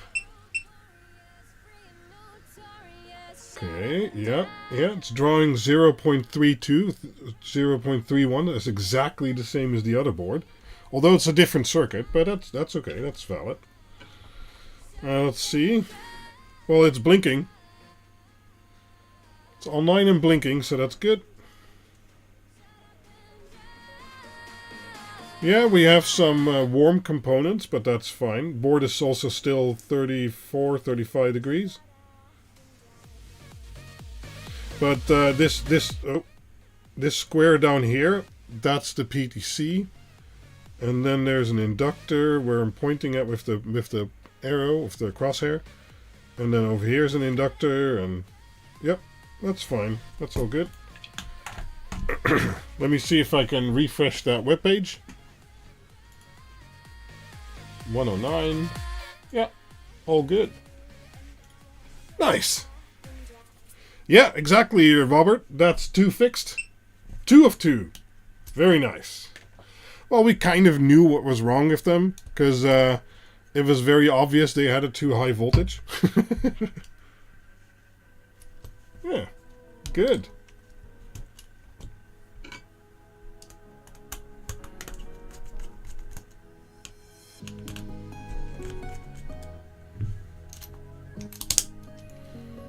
Cool. 2 working boards again. Very nice. These can go into the bin.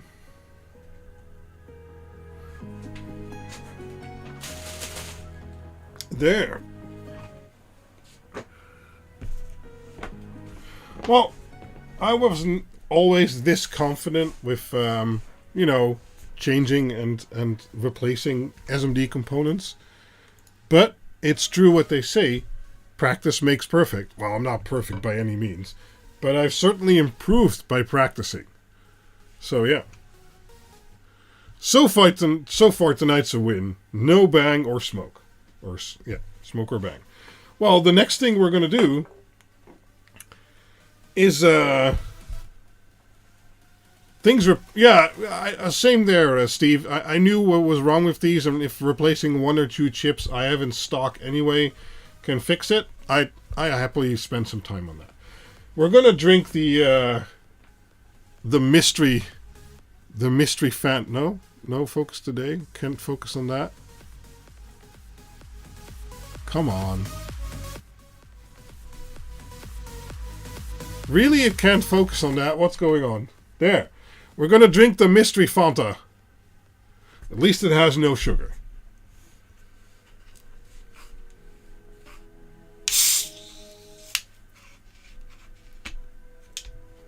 Don't you just hate these new bottle caps they've made where the cap stays on the bottle? I've already had one incident where not me, but someone else didn't close the bottle correctly, because you have to really put it on there and then push it to make sure it's straight, because if you don't, and you kind of do it like that, and then you kind of screw it on, it does go on, but as you can see, that's not on correctly and will leak. And it leaked all in my bag with my laptop, which I had to take apart and clean, and it's fine. It's fine again, and I bought a new bag and things like that. But you have to really make sure it's on there correctly and then screw it down, because otherwise it's just going to leak.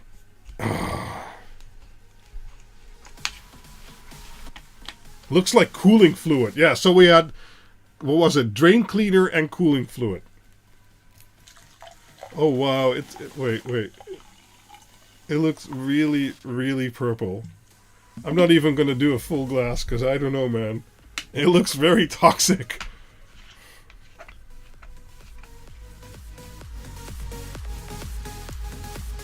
Exactly. Also, when you're drinking from the bottle, even though small bottles have it, it's on your nose and in your eye and... Ugh. Well, this looks toxic if I've ever seen anything. It's bubbly. If I die, it might have been the fumes, or it might have been this.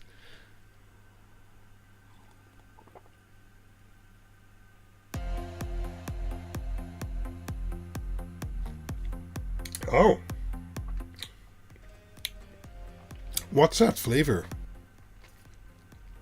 So this has a much more distinct... Oh, there's vanilla in there. And some citrus. Okay, I'm going to get a full glass. Yeah, vanilla, citrus, and something else.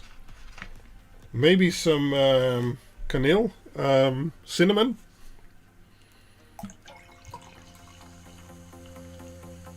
But this is better than the AI one, that's for sure.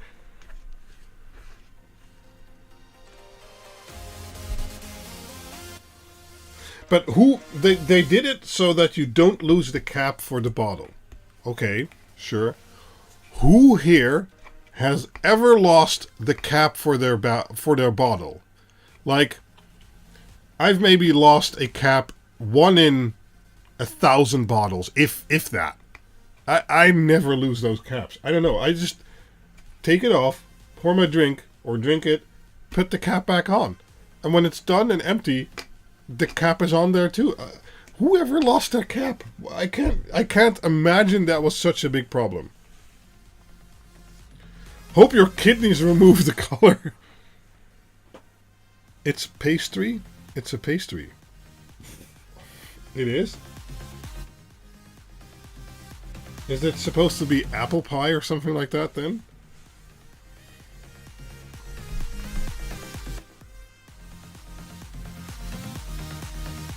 It's so it doesn't get lost in the environment on the way to the processing site, but it's screwed on there.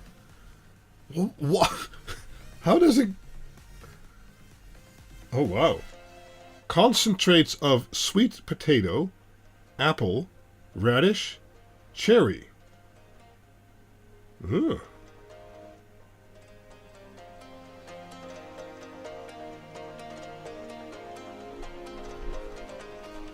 Yeah. Canil, yeah, cinnamon.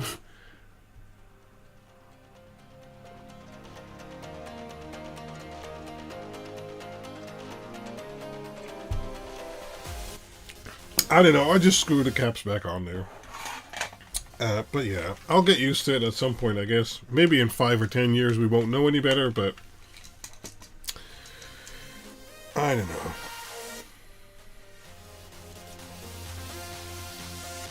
This one's, well, that's the other one I just didn't like. It wasn't good, right? This one it's a decent flavor.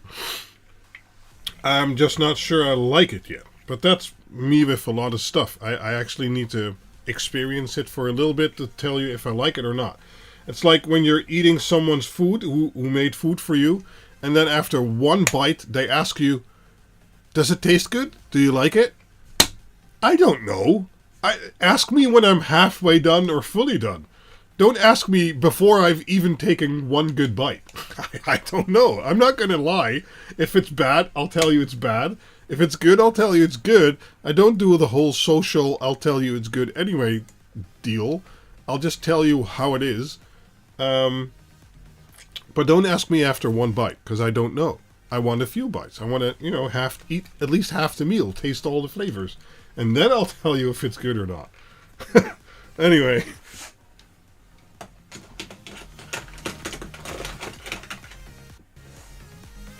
Papa Smurf. Well, then it should be blue, right?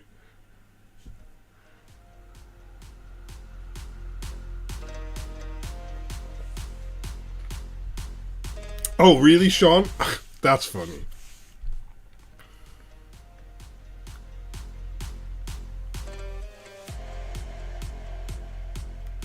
I always screw the cap on my pop bottle as I fling my lithium battery vape onto the floor. What? What? Okay.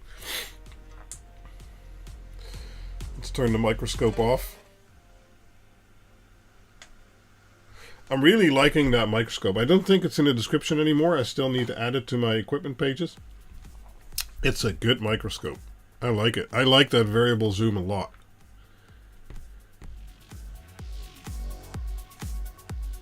Europe changed the cap plastic to be the same as the bottle plastic. Yeah, it's some kind of PET G, right?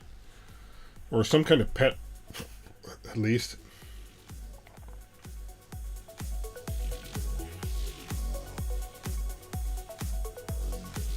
I don't think it says it on there.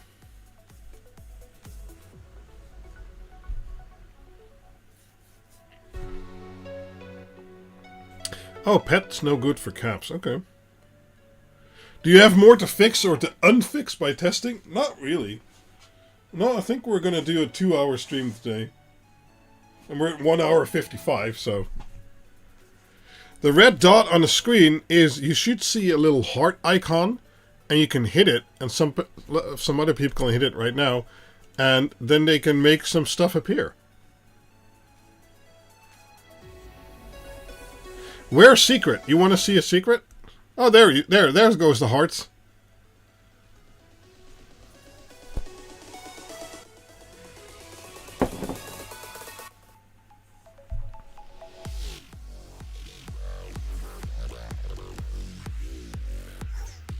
Link for the microscope. Sure. Let me get that for you. And then we'll do a little secret, and then that's it for today.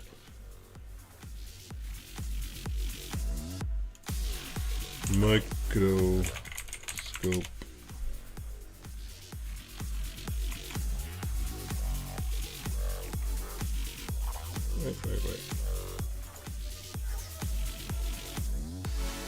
It's the real 4K UHD 60 FPS. Not really. I can't get it higher than 30, but okay. Camera, blah, blah, blah, autofocus, blah. It's also not really autofocus, but it does keep its focus distance if you change the zoom level. And that makes it unique.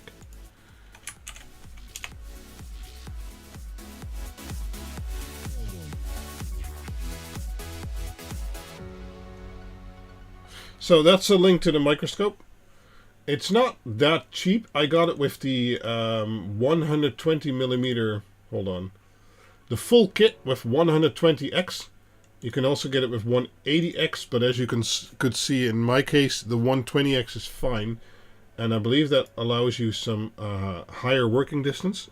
And that's also one of the things I like about this microscope is... is my HDMI cables wrapped up somehow? Okay, so if you take a look at this, the working distance here is... I don't know. Here's my phone, right? So the working distance is quite high. I can fit my head in there. So that's at least 30 centimeters or something like that. And that's what I like about it.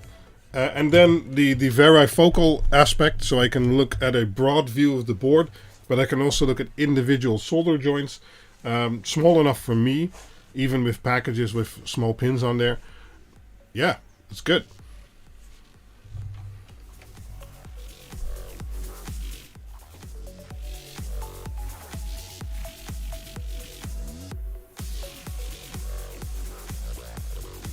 So James, I still need to look at the circuit on the power diff.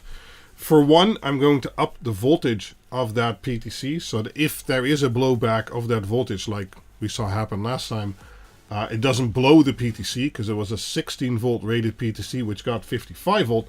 It still performed its function. It can't really block that voltage, it can only block current. So, but you know, it kind of exploded violently. So that could be fixed.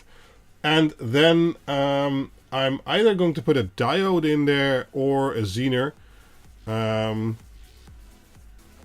wonder how a Zener would act, because there's 750 milliamps that can go through there in theory. So a Zener might not cut it. It might just explode by itself, right? Because it can't really dump that power anywhere.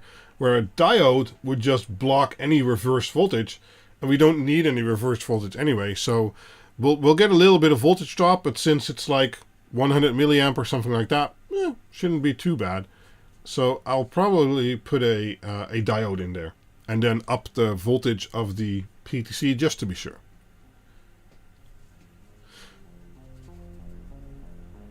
Can you do that again? I want to make a screenshot of what? You can just rewind, Emil.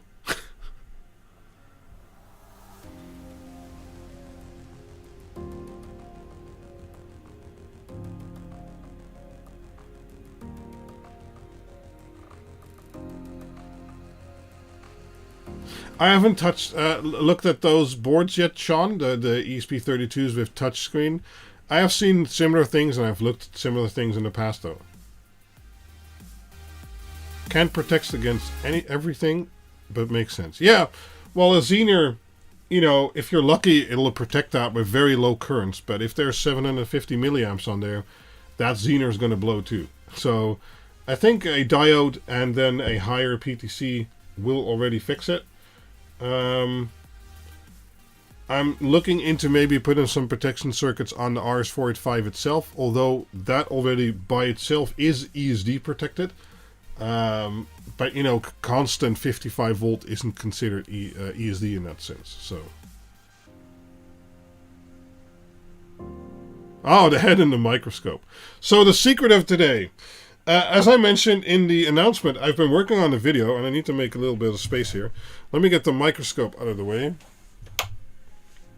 Let's see if I can do this. Okay.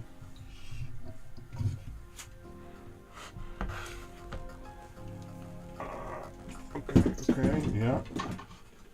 Something like that.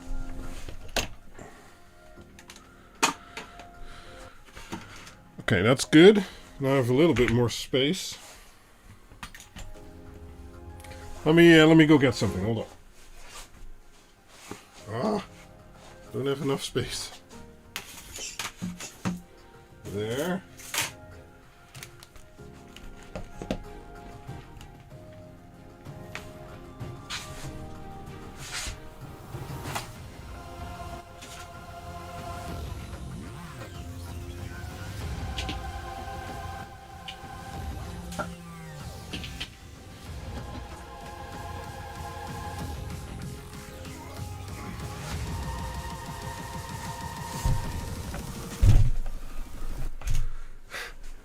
Hello.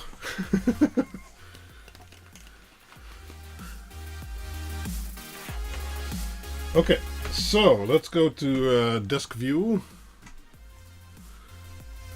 Yeah, okay, that looks like a giant mess right now. So I've built a new testing board. And this will be featured in an upcoming video. Let me try and see if I can get this out of the way. What's down here? Okay. Good enough, good enough. Can't get it. Okay, there. So, this is a board I've prepared for a video I'm working on. And this is, well, let's first look at the controller real quick. So this is a LRS 605 from Meanwell. So it's a 5 volt 100 amp power supply. Now we don't need 100 amp, but I also didn't want to have too little. It's hooked up by 4x 10 gauge to a power 7, so that can easily handle 50 amps. Then it has 2 brain boards stacked on top. And each of those brain boards is supplying a few channels, and they're normally hooked up through Ethernet. And they are connected to, and that's what the video will be about, if I don't wreck the board, 60 LEDs a meter, normal LEDs. And then we have a cob strip, which is also 60 LEDs a meter addressable. It's all 5 volt. A cob strip with 100 LEDs addressable per meter, sorry. A cob strip with 160 LEDs a meter addressable, a cob strip with 240 LEDs per meter addressable, and then a cob strip with 332 LEDs per meter addressable. And I'll be making a comparison video between these two and what you need to take into account and what you need to look at. And it's kind of blown out, isn't it?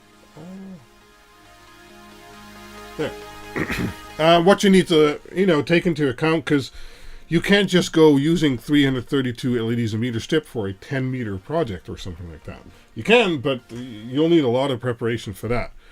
So this, gives a good comparison between 60, 60, 100, 160, 240, and 332 LEDs a meter, and how that might make your project look different. So, for instance, here in the back, we have 144 LEDs a meter because it's fairly close by, and if I only have 60 or even 30 LEDs a meter, you'd see very big jumps and it wouldn't be as fluid.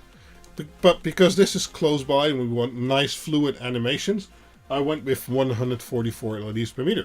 But I also wanted to show the difference between SMD, normal SMD chips, and cob LED strip, which is now available in lots of different variants for very nice prices.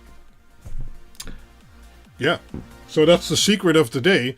That is going to be the next video that I'll bring out. 100 amps sounds scary though. Well, sure, if you don't do it correctly, that is scary. But that's because, that's why I have all of these Quinled Dig Octa power boards. This one can't handle 100 amps, but you're good for at least 50 of it. Let me try and get this down somehow. There. But it's fully fused, so it has input fuses, output fuses, etc. So, sorry. Basically, almost no matter what happens, you'll be safe.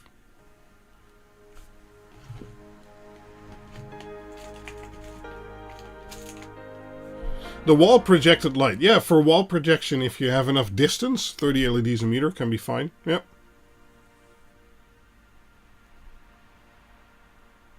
I was actually watching that Styro Pyro with all the car batteries?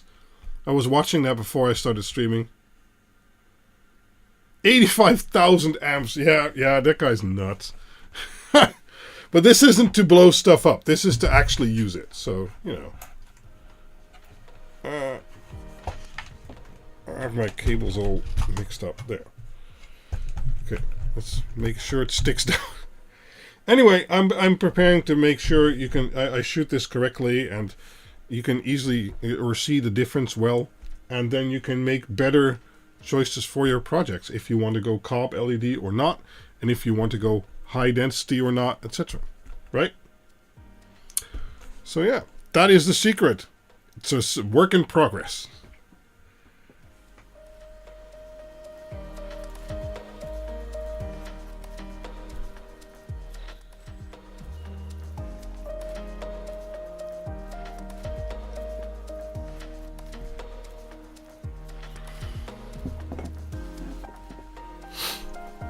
Yeah, a VESA arm isn't going to work for me in this office, so that kind of sucks. But a hydraulic monitor arm, I don't really need that. The microscope isn't that heavy. So yeah.